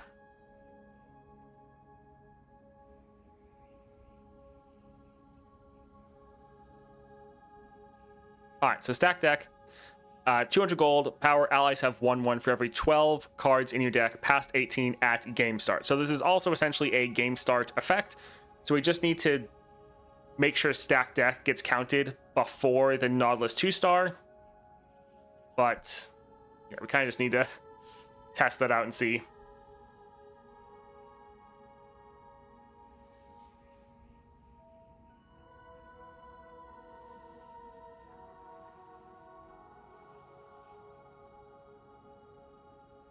What can I use outside of Starforged, as I can't buy it?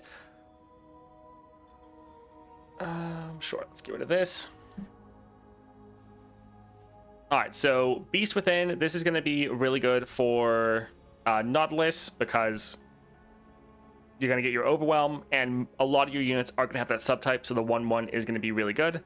The Stack Deck, which we already showed, and then Frozen Tomb, if you wanted another one that wasn't a paid relic.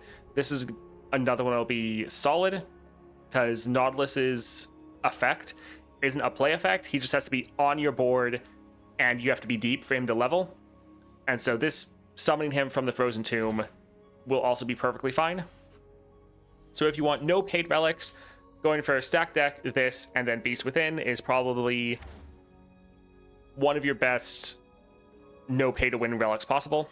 You could also throw on a Black Shield, and that would also be fine.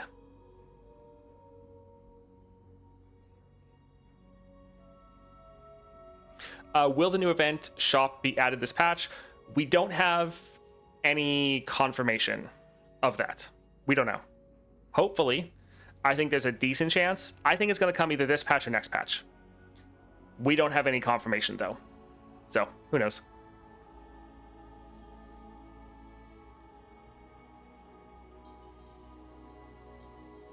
I don't think Nasus 6-star is the best Shurima one, and his starting deck size, Kai'Sa probably better. Let's think about that. The Kai'Sa one is really good. So hers is very solid. You're getting a massive unit turn one, well, every single turn, and you get a whole bunch of keywords. The Kai'Sa one is definitely good. With this one, the Kai'Sa one's definitely more upfront. It's giving you a lot of power right away.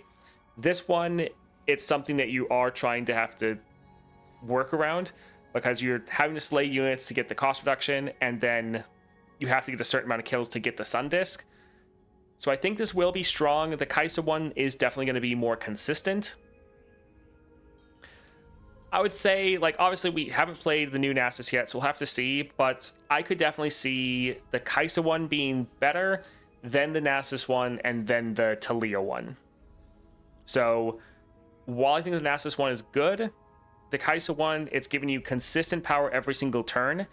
And then once you actually get Kai'Sa, which is normally like your second or third turn, you're then getting like 2 of the second skin, which is then making essentially 3 units, because you have your Kai'Sa that has all these keywords by now, and then you have 2 other units that also been buffed up by the second skin. So it's also giving you a massive power spike in your mid game. So the Kai'Sa one is probably going to be better than this 6-star, but I think this is still going to be a good 6-star. About Kai'Sa's 6-star, I'm really confused about how her 6-star would be an actual upgrade over my 5-star build. Beast, Black Shield, Victor Relic.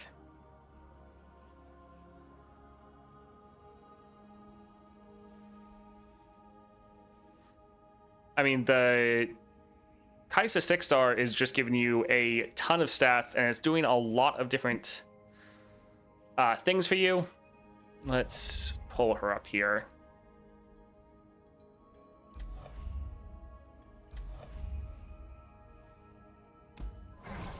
Alright, so your 6-star, by doing a second skin every round, for one, this is locking in any keywords, so you can get really good keywords, such as like Scout or Double Attack, things like that. You can play a unit and then lock those in, so not only does your Kai'Sa get that for the future, but then every round going forward, you are also able to give that to your unit every single round.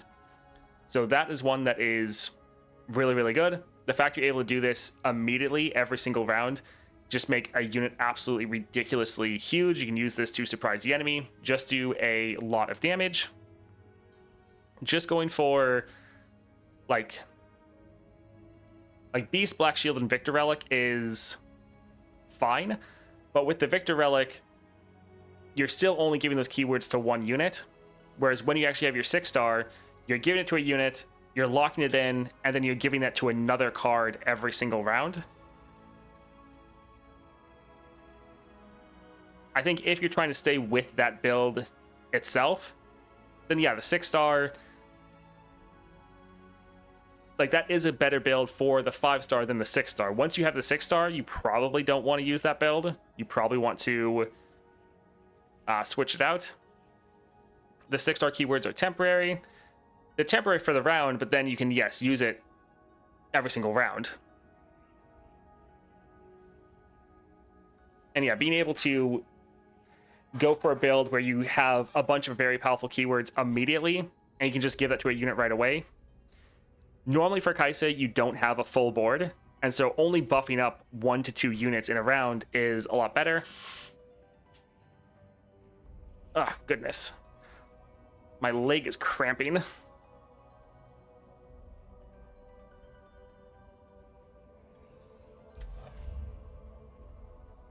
Yeah, going for the board-wide keywords effects before you get your 6-star Kai'Sa is definitely pretty good.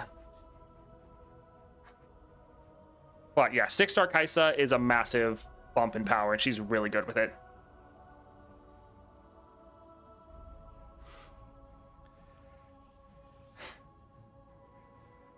Alright, it's 1:30. We have like half an hour, I think, until we're going to get the patch notes. And so the patch notes, it could be really big, or it could be kind of nothing. We'll have to see. Can't wait for your vids on Nasus and Not. Does seem like not my cup of tea, to be honest. I get that. Not all champions are for everything. But that's normal. Thanks for the sub. Appreciate it. So yeah, for patch notes, it could be really big news. They might be able to tell us what we're actually getting, if we're getting the Glory shop this patch, if we're getting new epic relics, what we're getting for the adventures. So that could be a large amount of details, or it could just be like, hey, events coming this patch, and then giving us the details of the 2 new champions. So the patch notes, it's going to be kind of hit or miss on how important they are, because there could be really impactful news in there, or it's just telling us stuff we pretty much already know by looking at the reveals.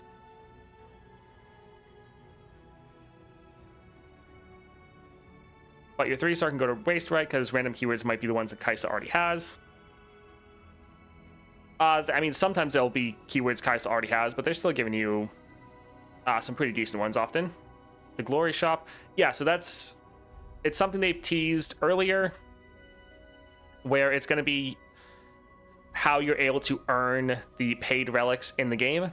So a lot of the rewards for the content that is repeatable, so like monthly challenges or weekly nightmares, weekly adventures, all of those, instead of giving you their current rewards, they'll give you a new currency that you're using in the special shop, and in that shop you can use it to like buy star vessels for champions, buy like potentially Nova crystals, or buy like epic relics that are only available through spending money normally.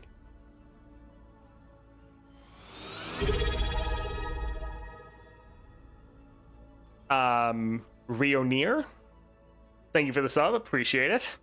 Sorry if I butchered your name.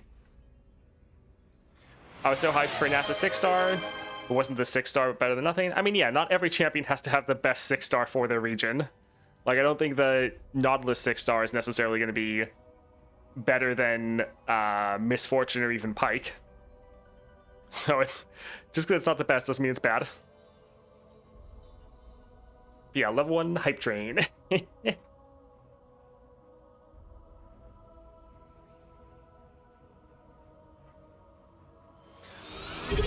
For patch notes delay. Yeah. Imagine NASA's 4-stars Trifarian Might. That would have been fun, yeah. Pistachio Pants. Thank you for the prime. And 413X31. Also, thank you for the prime. Appreciate it. Coins purchased. My body's ready for tomorrow. I'm actually pretty excited that I don't think I'm going to have to spend that much money because I have both of the Nova Crystals already. So like, I'll get both of the Celebration bundles to get the Epic Relics because I obviously need to test those. I'll get the Battle Pass, but other than those, I might not have to buy anything, which will be nice.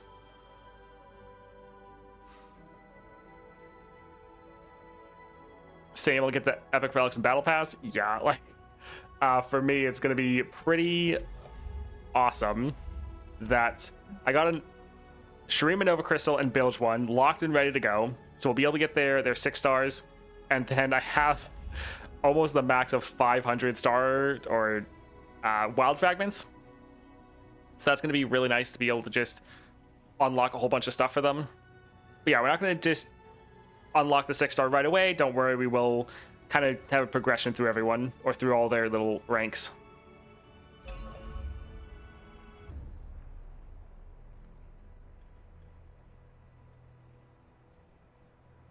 Definitely buying Battle Pass if it's Nautilus. I'm very excited. Not only are we getting both these champions, I think are going to be a lot of fun, but the fact that next patch is still part of the event, so we're going to be getting more Titanic units is going to be awesome.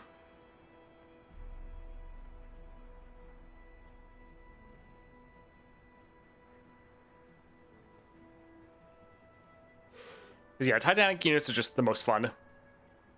I just hope the event rewards won't be limited to just Shurima Bilge, and then whatever next month. Normally, they do like primarily for the regions, but they also have some for other regions as well. So it should be mostly for Bilge and Shurima, but they normally have a couple in there as well. Can you show us how many Titanic champions are left? So as you can see with Nautilus, or not Nautilus, Nasus, he is not technically a Titanic champion because he's a 3-3. So just because a champion isn't technically Titanic, if they're like thematically Titanic, or just thematically massive, they still could count. So some champions that we're probably going to get, yeah, I don't think you can actually do it by size, but let's go for 3-star champs. So Elder Dragon, he is a Titanic champion, so that could count. We have Mordekaiser, he's Titanic, so he could count. Ornn technically isn't Titanic because he's like a 5-5 or 6-6, but I would say he's like themed as a Titanic. So that one's like a maybe. So that's it for kind of the existing roster. But for some of the other ones, Galio is going to be... Let's just kind of scroll down all the champions. So Galio is one that could work. Scion isn't technically Titanic, but he's kind of a big dude, so maybe. Tryndamere, Malphite. Really the ones I think are the most likely is Galio, or Malphite. I think we're probably going to get one of those. But we'll have to see. Yeah, like Malphite, Mordekaiser, Galio, and Ornn. All the ones I kind of feel the most likely. But maybe we could get an Elder Dragon. Wouldn't mind that. Yeah, Ornn could potentially count. Well, we'll have to see.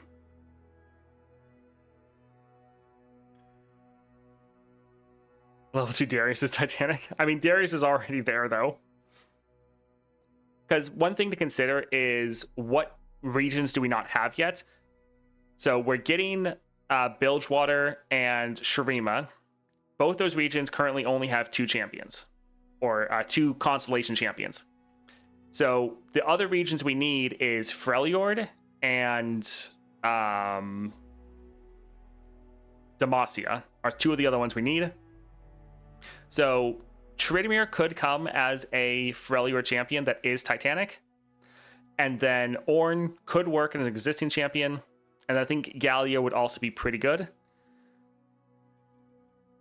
We only have like 3 Targon, so it's like they could do Malphite. Yeah, I think Galio is one of the most likely for next patch.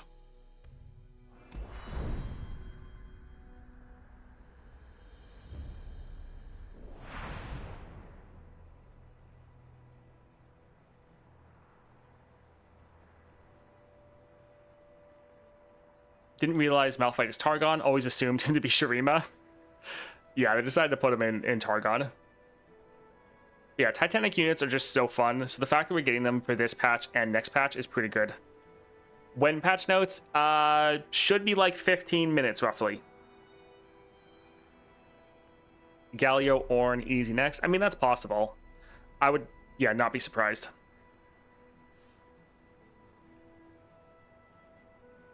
I do kind of wonder what items some of these are going to get. Like, I feel like they're going to have to either give this like an elixir of sorcery so it goes off twice, or give this a large amount of damage. And then, yeah, I think most units are going to get the diving helmet that don't have the deep. And I wouldn't be surprised if we got an elixir of skill to get some extra draw to better synergize with our 2-star. And then, yeah, for Nasus, I feel like we're just going to get a lot of stats. A lot of stats on these units to make them stronger. Maybe some challengers, but they might just only want to rely on the vulnerable. We know the Siphoning Strike's going for burst. Right now, it has 2 cost reduction on it. I think the weighted judgment, they're probably going to give this like 2 to 4 extra damage.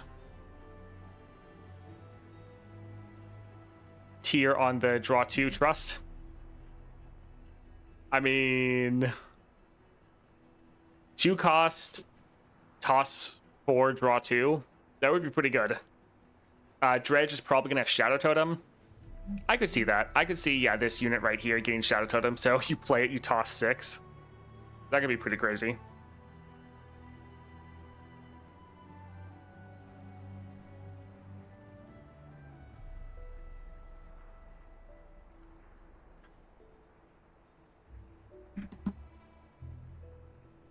Hey, Noxus. We were just been talking about the 2 new champions. I think one of the powers or relics for Galio will say your formidable units can block fearsome enemies. Oh, that'd be interesting. Also got a notification. Did maybe Paulo say something?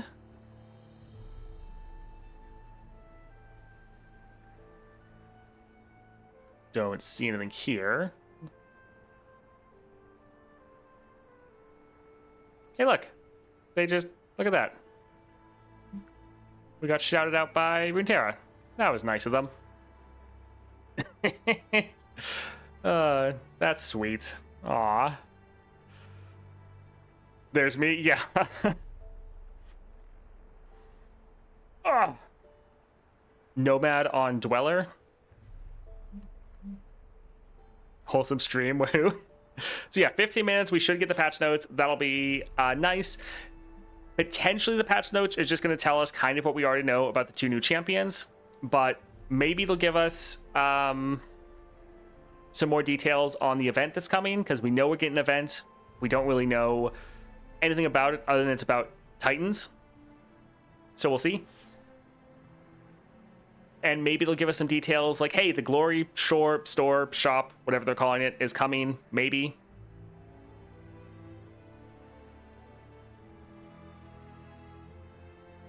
Yeah, you said viewers, so it got checked. Here, we'll also, if there's any images you're wanting to see, because we have been looking at them, but if you want to look at them any yourself, there is the link to the Runeterra Twitter or X account. And yeah, we'll kind of flip through these then. Pretty nice, though. I'm happy that we did get 2 sea monsters, and it seems like they're actually being a little bit less stubborn. Sometimes they don't want to put too many of your support package with the champion because they want you to draw for it. So there's still plenty of sea monsters for us to get, but it's nice that we're getting these 2. I think that's going to be pretty good. Getting some good toss in there.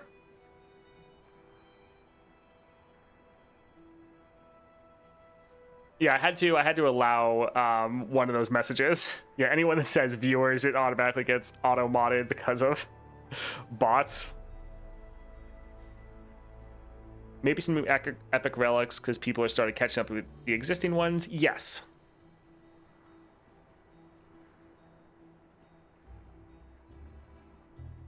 The new ones don't show up for me is because I don't have an X account. Possibly? Not sure. 100%.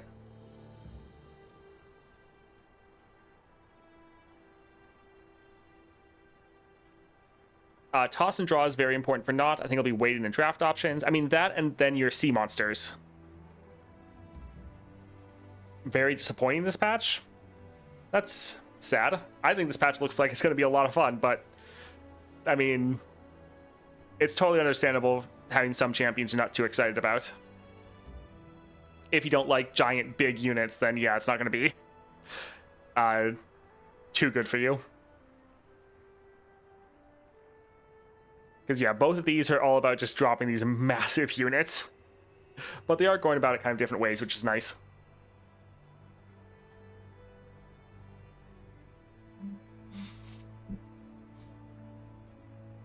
This patch is by far better than just Victor or just Kayle, 100%. Like, I'm pretty much more excited for this patch than I have been for any patch in a while. Like, last patch just having Kayle, patch before just getting Victor. I think, I don't know, I was pretty excited for Warwick and Mbessa, but even then,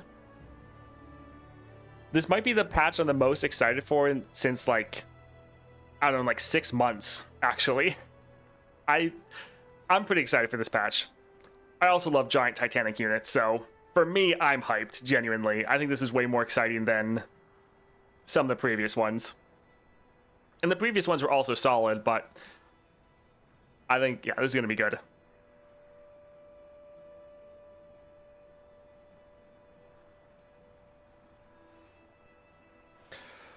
All right, just about like 10 minutes, then that'll be the moment of truth. Almost patch notes soon. Mendalis, thank you for the follow. Appreciate it. Has anyone noticed any sort of like synergy or anything with these champions that I haven't noticed or mentioned already? I think unlike Kayle, most of these should be... I don't think there's going to be as many aspects of these champions that we get into game and then get our mind completely blown by. With Kayle, it was kind of a big question mark on what all was going to count for some of her star powers. Here, though, I think it's going to be much more straightforward. Strength of Stone with Nautilus. I did mention that that's a relic that I think both of them could use. I think it's something that could be fine if you're getting into the monthly challenges and you see Formidable. I think either of these champions could be fine with Strength of Stone. So I think that's okay. I don't think it's necessarily one you're going to want to go with as far as like I don't think it's going to be your best option, like baseline in just like a general encounter. But yeah, I think either of these will be fine into Formidable. One of the patch notes that are coming today, the Riot calendar doesn't say patch notes this time. I mean, they had a post about it somewhere. Oh yeah, right here. Oh, I guess new PvE champion. I guess they technically don't say patch notes. But like the patch notes have always been the day before, so.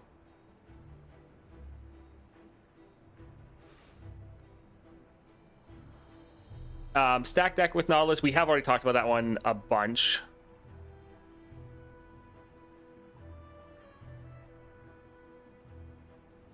Let's say hypothetically you could design an epic relic. I think I've talked about that before. I need to remember what I said. So one thing I talked about yesterday that's like it's not an epic relic. I was thinking of a better version of the 5-star of, instead of just having it be game start, get a mana gem, have this be a little bit more of kind of like a quest that you're trying to complete in game. So it could be somewhat tailored for each champion, or just making this also into like an epic relic where you're able to get more mana ramp, but there's a specific thing you have to be able to achieve in order to do that.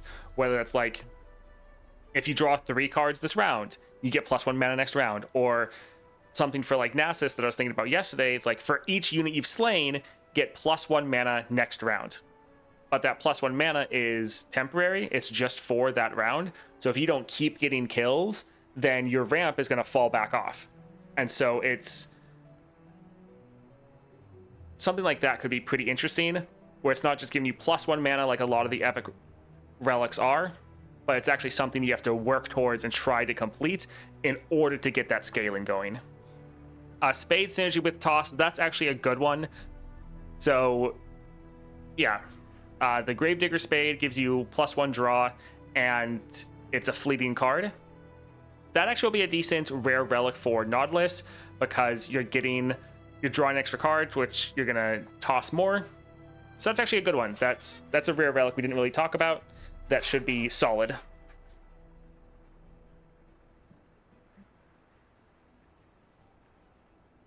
Really want some patch notes with new adventures or anything, really. I mean, we'll see. We have like 7 minutes. I wish something out of Nautilus made you achieve deep before 15. It's going to be kind of rough. I mean, I don't think it's going to be that bad, because the most cards you can possibly have once you get to 2 stars is just 40. So that's kind of your limit, but you have a decent amount of toss, because every single time you're drawing a card, you're tossing 1. So baseline, you're tossing 1 every single round.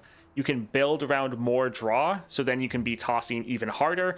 But then you also have cards in your starting deck, like Salvage. Toss 2, draw 2, which is then going to toss 2 more for you. This, draw a sea monster, so that's going to give you 1 extra toss as well. Dredgers, when I'm summoned, toss 3. Pretty likely that this might get Shadow Totem, so you play this, you toss 6. I think you're going to be able to toss pretty fast. So I don't think it's going to be too bad to get down to the 15 cards.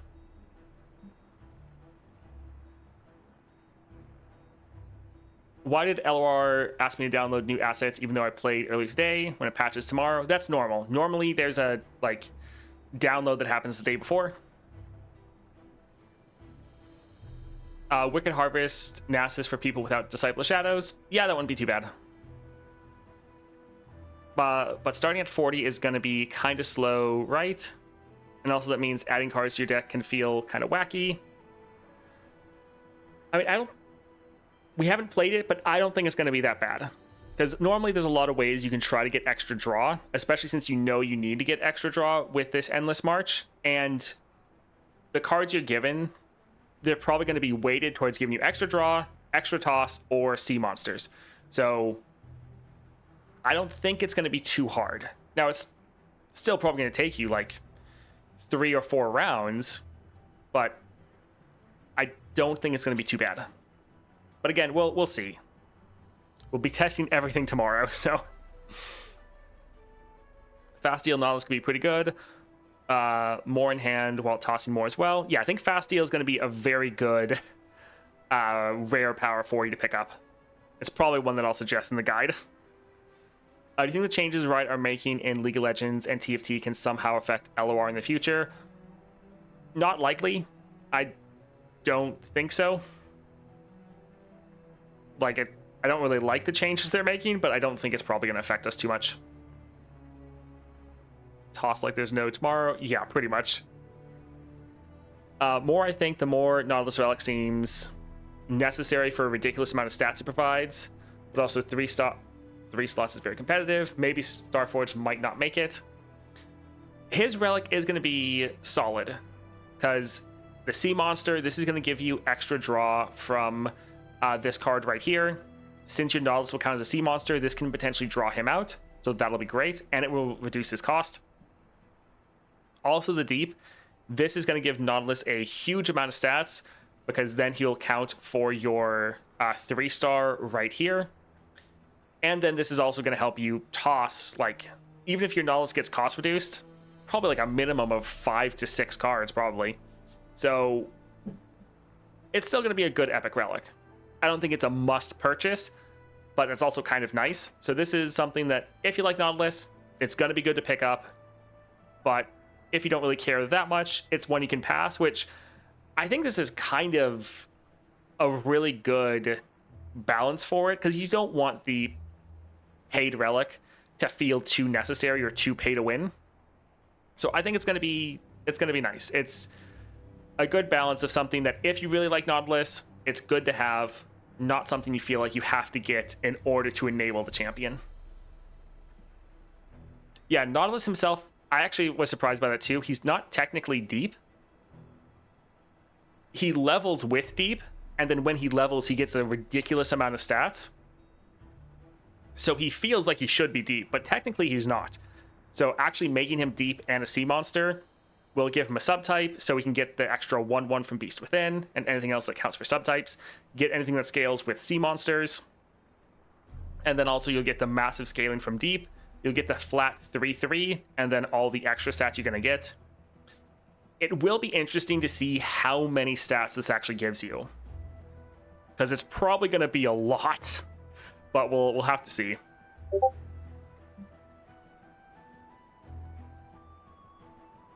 Everyone, that was me. Don't freak out.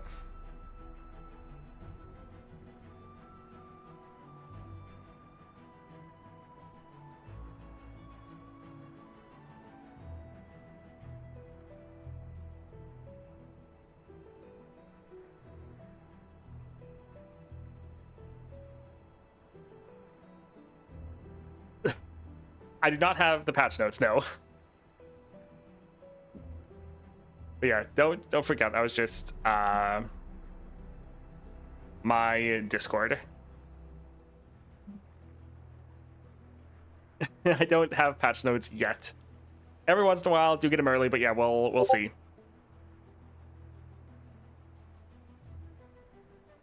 All right. So that was Lope. That is the main publishing marketing person for them, and she just let me know patch notes are having a little bit of technical difficulties, so they're going to get pushed back by 15 minutes. So I do not have the patch notes. Everyone stay calm. 15 minutes, they're getting pushed back a little bit.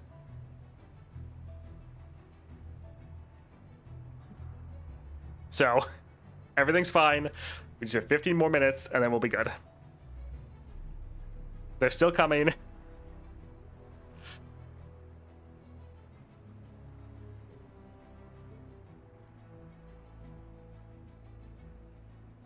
It's just 15 minutes. We'll survive. I'm actually really excited, though, about this one for Nasus. I think this is one that you're more likely to want to purchase because this is going to be a lot more usable than the Nautilus one. The Nautilus one, it's pretty much only used for him. Could maybe use it for Nico if you want to kind of have a funny, troll. And then you could use it if Maokai ever comes out. This one, Treasures of the Deep. But for Scales of Judgment, this is going to be a lot of fun to use on a bunch of different champions.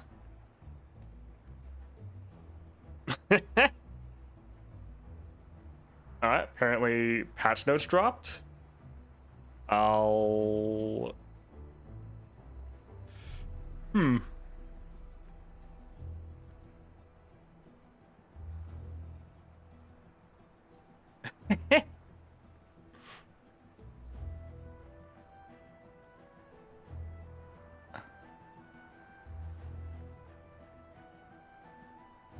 Okay, so technically, the patch notes dropped, but nothing's like loaded in yet. Because yeah, they said that there was gonna be a couple minutes later.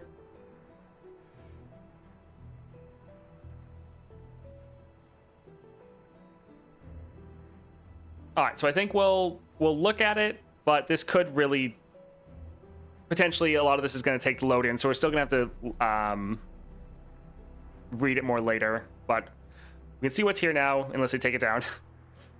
All right, event overview. So throughout patch 6.2 and 6.3, so this patch and the next one, Runeterra with clashes of epic proportions as big chunky titans take over, delve into 5 world adventures, including one storyful adventure which will include the most powerful threat Runeterra has ever faced, the Elder Dragon.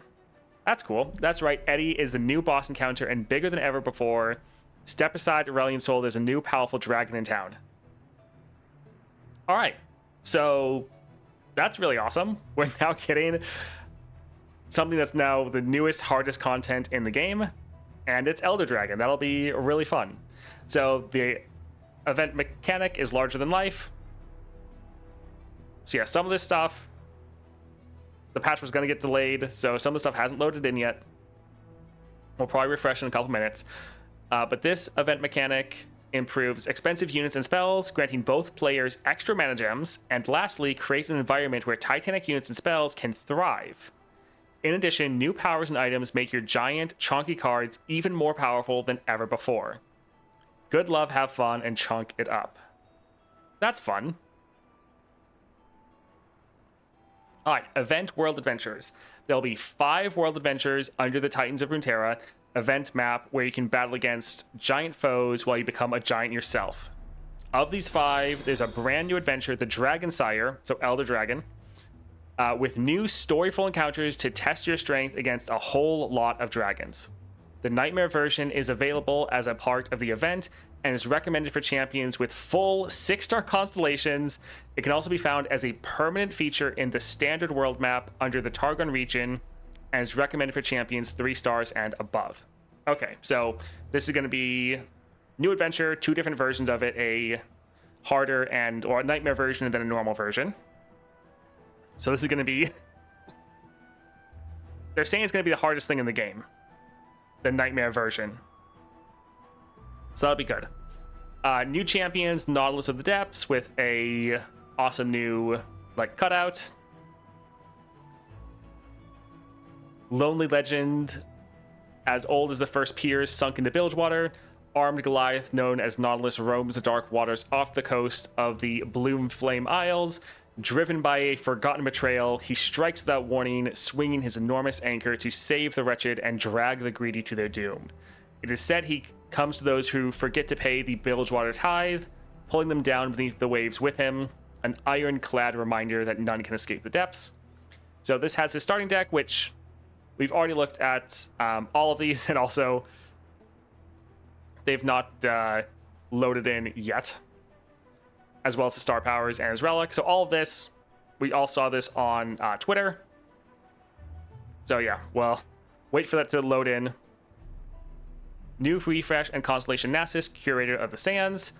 Susan gets a full constellation as well as upgrades to all original star powers and some changes to his starting deck that make it more thematic. In addition, restoring the sun disk now works if your back row is full. So that's nice. All right, so a lot of this is going to be telling us what we're getting, although this is actually new. So old Bloodthirsty Marauder, Giant Spelt. Makai Reaper gets studded leather. So the 1-drop is getting 1/1. That's really nice. So we used to have the Xenotype Researcher, which didn't like it. We now have Defender of the Sun Disk with Pickaxe and Bounty Board. Pickaxe gives you 2 power And then Bounty Board, I think, makes it so when this unit dies, you summon another like 1 or 2 cost follower. I think that's what it is. Rune, Scavenger, Savage Vest, and Chain Vest. So this is the 5 cost that's getting replaced. We now have the Rampaging Bakai with Dragon's Tooth, so 1/1 and Fury, and Hardy Rations, so regen. This is really good.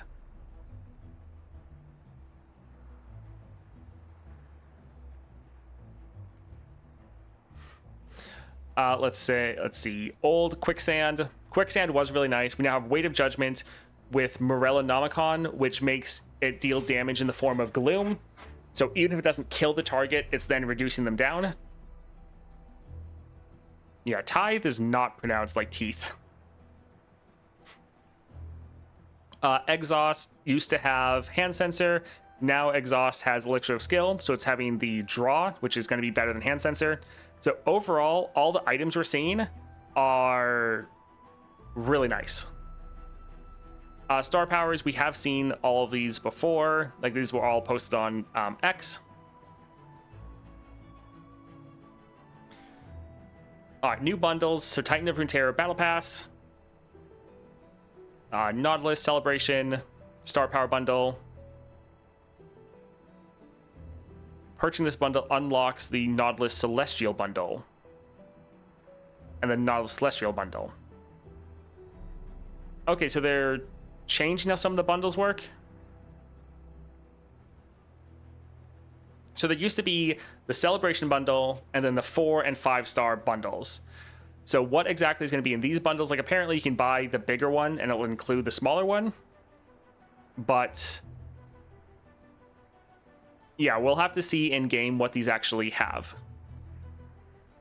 New items. These new items are mostly targeted at expensive units and spells. Okay, so there's new additions, new items that can go on our cards and spells. We don't know what these are yet. This is like the biggest thing right here that could make a massive difference, but it's not loaded in yet, which, understandable, they did say it was going to be delayed. New player and enemy powers. Again, who knows? And then Icon of Val'hyr is now going to be the new epic relic available in the Emporium. Changed content, so maps. Many new and existing bosses and mini-bosses have been added to the pool for new weekly adventures and weekly nightmares. That's fun. That just helps change things up. Many new and existing powers have been added to the pool for the 3-star weekly adventures and the 4.5-star weekly nightmares. Great. Items. Change the requirements for many items to make some weaker items unable to show up on units that cost 6 or more. Nice. Shock and Awe will no longer be available in the Emporium. That's being replaced by the Icon of Val'hyr. Alright, bug fixes. Star Child Staff to grant 5 regen instead of healing your Nexus 5 at game start. This will take effect in any progress runs for champions that already have the relic equipped. Fix an issue where the back button failed to go back to the relic screen on Android. Fix an issue where champion ordering was inconsistent in the champion roster, screen in Japanese. Fix an issue where Twin Drake Hounds did not deal the 2 damage to enemies if the second attack was after the champion leveled up. That's rough, because already this needs all the help it can get. Fix an issue where players were unable to purchase cards or prismatics with currency other than coins until refreshing the card modal in collection menu. Fix an issue where Darius 6-star did not find a unit when initiating an attack with 9 mana gems. This is actually fantastic. Because, yeah, this one would suck. So now it will at least give you a unit. Very good. Fix an issue where the game would hang when opening weekly vaults with 3 platinum chests. All right. So overall, pretty solid. I'm excited to test out the new adventures, but we have some new powers and then new items that are going to take a little bit to load, but still, it's 210 and these are supposed to get delayed until like 2:15. But actually, this is going to be pretty big. A lot of the changes or a lot of the items they put on the Nasus deck, how they changed it, is really good. Yeah, they didn't say anything about a new shop, and they didn't say anything about any new epic relics. But yeah, that was going to be speculation if we were going to get them. Hoping we would, but yeah. Apparently not. We will have to see in game what these bundles actually are, though, because they're changing them up a bit.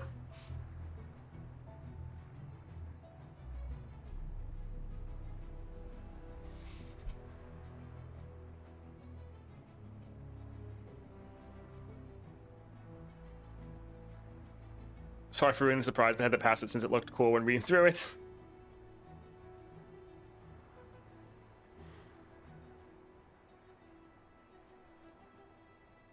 Let's see if Paulo said anything. Not yet.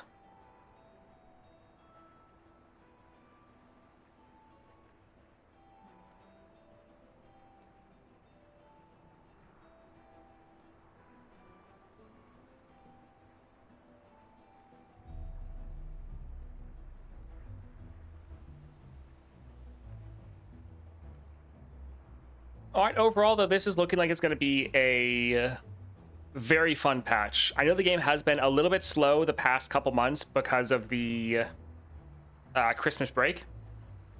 And so it's been a little bit slow. We had only one champion the last 2 months.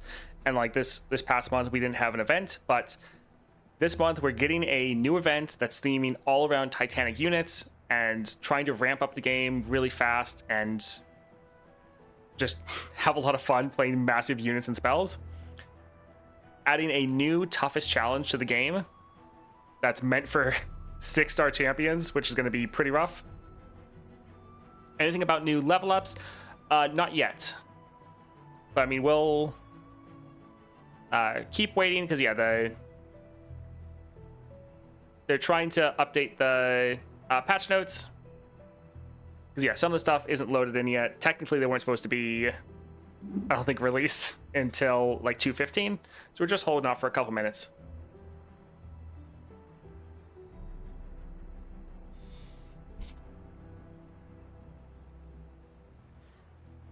Yeah, I think, at least for me, this is the patch that I am the most excited for in a while. It's going to be a lot of fun. At least, I think so. And it's going to be a good kind of benchmark to see, because we've had one event, we had Legends of Arcane, but we don't really know how the events are going to be moving on going forward. So especially seeing like how many rewards we're going to get, what they're going to be doing as far as something to change up the gameplay. This will be a really good kind of metric to kind of evaluate or what we should expect for events going forward. Past 2 to 3 months were a little dry, but it was worth the wait. Yeah. Yeah, it's been a little bit slow for a little while, but it's okay.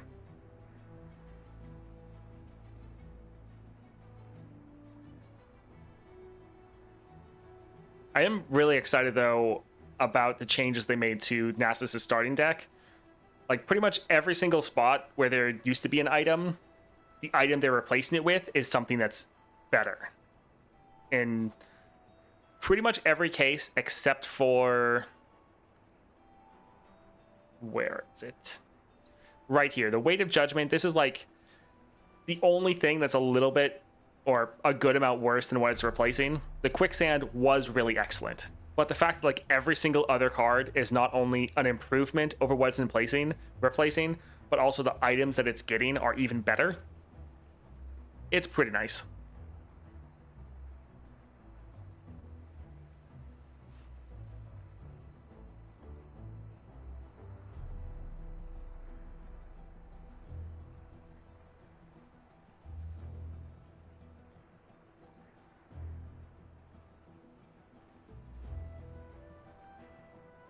All right, this is still loading. The biggest things we're looking for right here to be refreshed is just the new items and then new powers, which should be pretty interesting since that can really kind of shake up and have the biggest impact of while you're playing is the items you're actually getting on your card and what powers to look out for.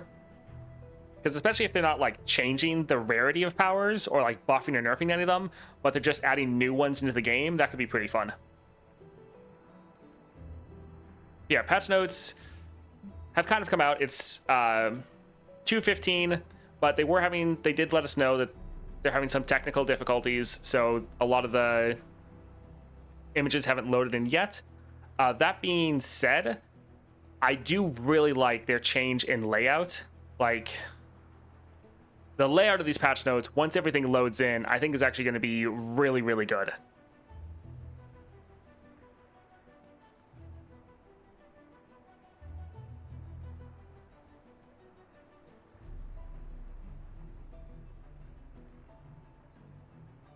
It'd be cool if they would add the 4-star Nautilus to the pool. Yeah, that could be interesting. It's kind of the power from one of the epic relics, but yeah, that'd be nice.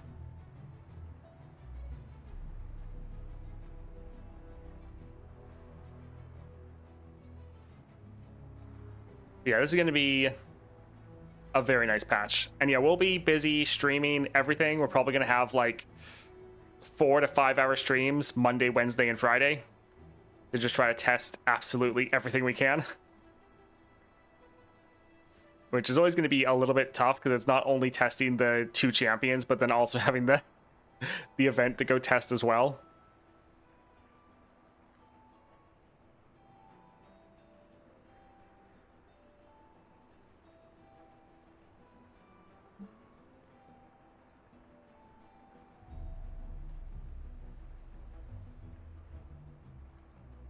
I do wonder, though, this is giving us kind of a breakdown, but how this is actually going to work. New event, mechanic improves, expensive units and spells, both players extra mana gems, and creates an environment where Titanic units and spells can thrive. It's like, how, though? How is it actually going to work?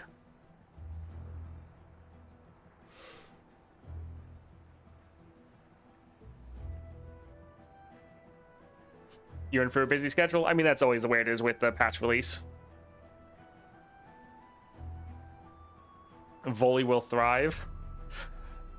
Oh, yeah, that's... like, I always like playing big units, and you can try to make them work in some of the other adventures, and it's often fine, but a lot of adventures are generally tuned towards more just, like, fast-paced aggro decks, and so for a lot of the bigger units, you have to try to make them as aggro as possible, but it's going to be really interesting to see exactly how this works. Like, yeah, both people are getting extra mana gems, so you're ramping up a lot faster, but creates an environment where Titanic units and spells can thrive. How exactly that's going to work is going to be very interesting. Because, yeah, like, being able to throw your, like, Volibear into here is going to be very fun. Titanic units cost half, or both or something, possibly.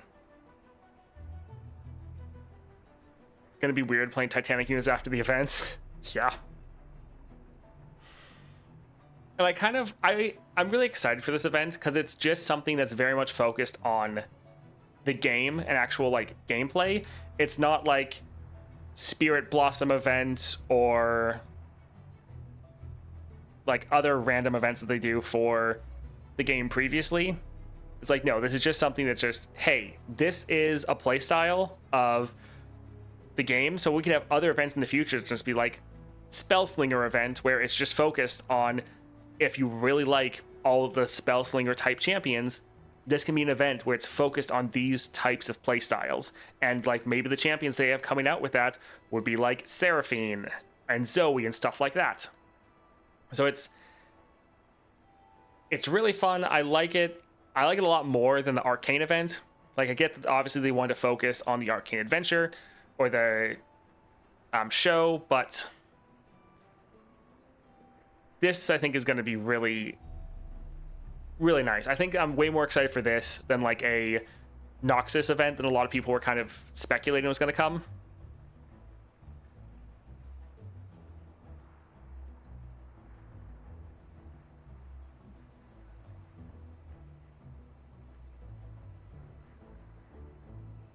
Now I want Elder Dragon with the next patch. I mean, I think that's pretty likely now. Like, I was thinking it was probably going to be Galio, high likelihood, and then the other one might be like an Ornn or a Mordekaiser. But Elder Dragon now getting upgraded, I think it's a lot more likely. I may have a controversial opinion, but I feel like they don't do enough for the very late game player and their resources. I'm sitting on 500 wild fragments, have all the champion shards maxed out. Feel like I'm missing out on a lot having everything maxed because shards convert to dust, which is basically worthless. I'm in somewhat the same boat. One thing I'd recommend is do not immediately buy the battle pass or any of the bundles right away. Try to be sure you blow through as much of your wild fragments as you can, upgrading the champions with those instead of their fragments, because if you then buy any of the bundles or battle pass or anything like that after, all of those fragments will be converted into Stardust. So it's like you're actually getting something for it, because you can try to spend them in the Emporium.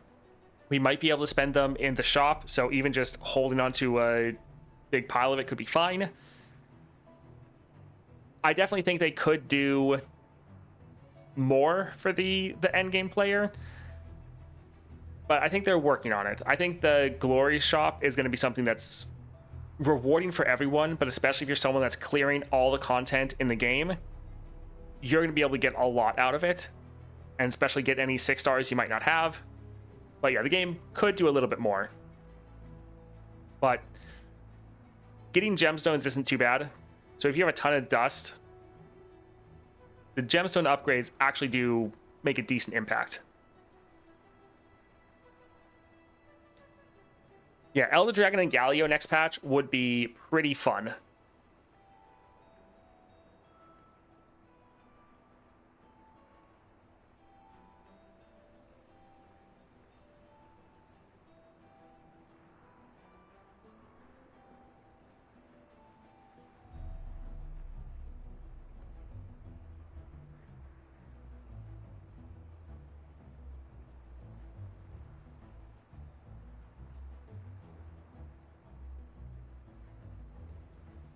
I mean, the gemstone upgrades can be pretty nice, especially for some of the regions that you have a lot of the different champions for.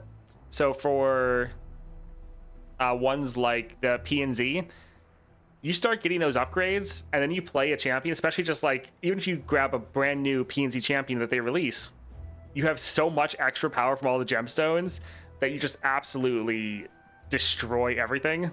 So while the upgrades might be minor on their own, when you're able to get all of the different champions with their gemstones together, they do stack up and give you some pretty crazy amount of power.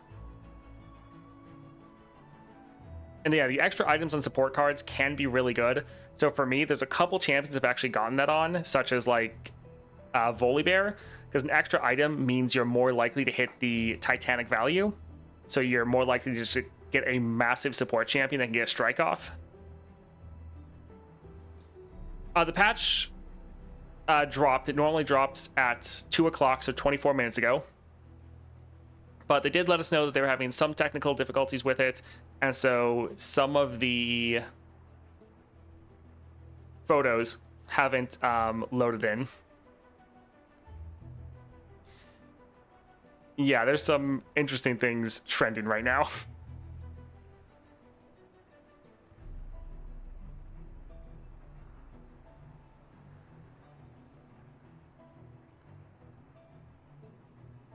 Although for me, when I pull up...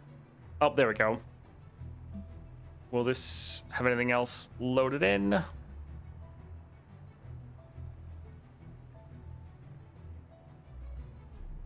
right, not yet. The biggest thing we're waiting on, a lot of the other images we already know from Twitter or X, what we're already going to get. But the big things here are new powers for the player and the enemy. So this is one thing we really need to see. And then the other one is just the new items right here.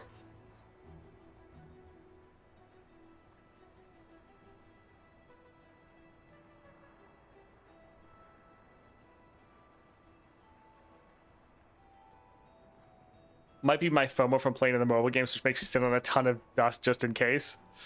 Yeah.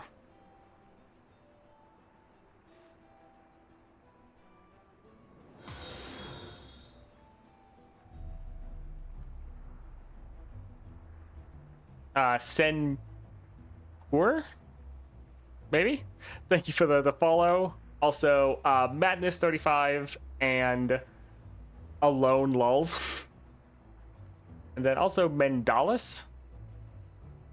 I don't think I said that one before. Thank you all for the follow. Appreciate it.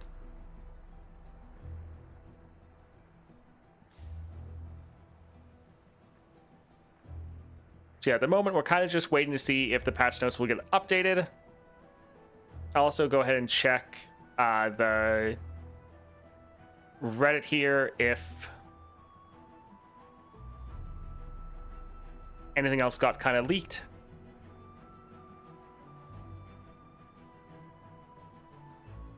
All right, nope, don't really see anything. Any guesses for the dragon encounters? I wonder if they'll bother with Shyvana or not. Maybe make Shyvana like the mid-boss for the adventure. Because she's kind of the only other dragon champion, I think. So did we get a new battle pass? Yes, we get a new battle pass every month. I will say that is actually something that they normally do post about on Twitter or X. They normally give us a list of everything we're getting, but so far not seen it. But they did say in the patch notes that there will be a new battle pass.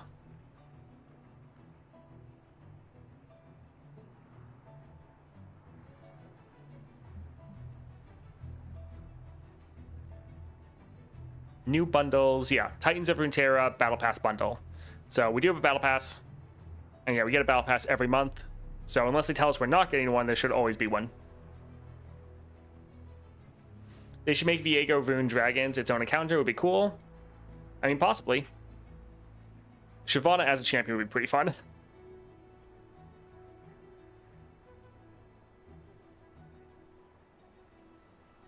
I kind of don't think they're going to add Aesol into the dragon encounter for Elder Dragon. I think they're probably just going to focus more on mortal dragons than celestial.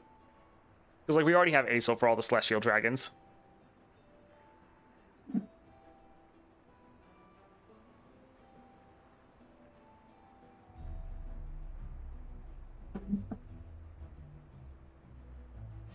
I feel like you guys probably never know what I'm gonna drink, because every time I could just be pulling out a different cup.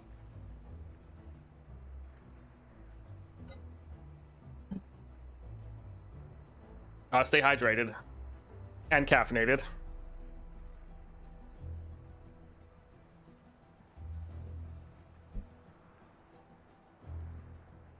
Cocktail of the day it is. No. Right now I have water. I also have coffee, and then we actually recently got a drink machine. So it's a drink machine that you're able to make your own carbonated drinks, and so it's pretty nice. You get little flavor packets with it that you can just set up exactly what you want it to be. So this one, it's maybe a dragon fruit and berry combination. Like a soda stream, kind of. Except it's more fruity flavors, although there are soda ones you can do. And then the coffee is just straight black coffee.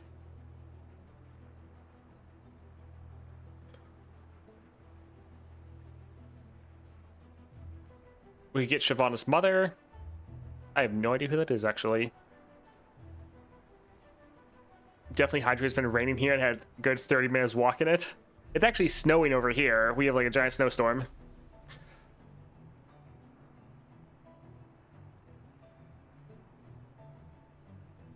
I like mixing fruit juice with carbonated water. Yeah, it's pretty much what this is.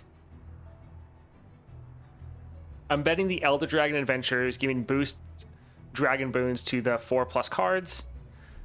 I mean, it's gotta... The Elder Dragon fights definitely has to have some amount of dragon boons going on. Elder Dragon is one I think a lot of people have been excited about, especially the possibility of him getting the Constellation. And with him being the boss this event, I think it's pretty likely that he gets a Constellation next patch. And I kind of think for him, they might go the same route with Warwick. So Warwick, his 6-star is a 3rd rank of his 3-star, and then it has an extra effect. And I feel like there's a good chance they might do that as well, where you have like Dragon Sire rank 3, allies with a base cost like 3 less, maybe 4 less, but I think that's probably pushing it. And then it probably would also have a special effect of like your Dragon Boons hit all targets or something like that, as just like another little effect here. I wouldn't be too surprised if that happened.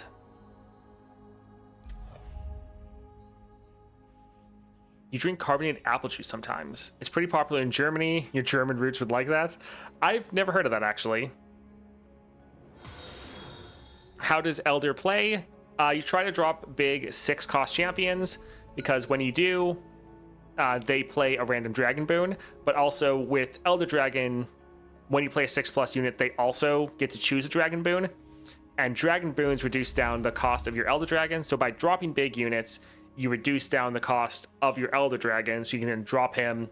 When you do, he gets all the Dragon Boons on him, buffing him up, and he just wrecks. So like when he levels, he becomes unstoppable, and he just one-shots the enemy Nexus. But yeah, all the Dragon Boons, heal all allies in your Nexus, grant 1 and Fearsome, grant 1 and Tough, Challenger, 1 and Impact, and then Deathless. So it's all about 6-cost units. Although, well, 6 base cost. Base cost is also a really big thing for Elder Dragon, because allies with a base cost of 6 or more costs, well, 2 less. So normally you're playing like 6-cost units as a 4-cost. And I wouldn't be surprised if you ended up playing like 6-cost units as like a 3-cost if this got upgraded one more time. But we'll kind of have to see. I'm going to go refresh the patch notes again. See if anything has loaded in at the moment.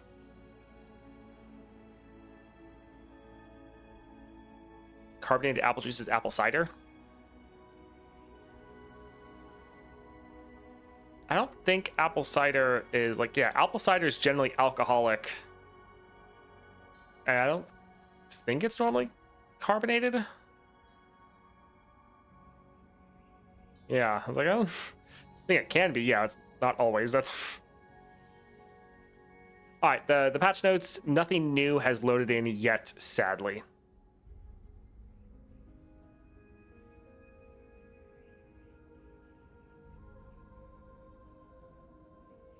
One question, is the bug all Elder Dragon has support with Aurelion don't take all buffs?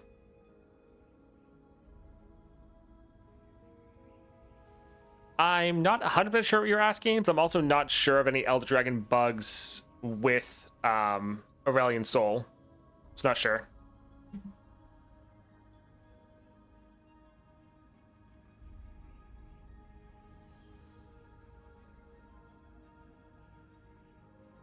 All right, so yeah, looking at the patch notes, nothing is loading in yet. I'm also not sure when stuff will load in, because previously for patch notes, sometimes it takes a bit. So yeah, we'll see.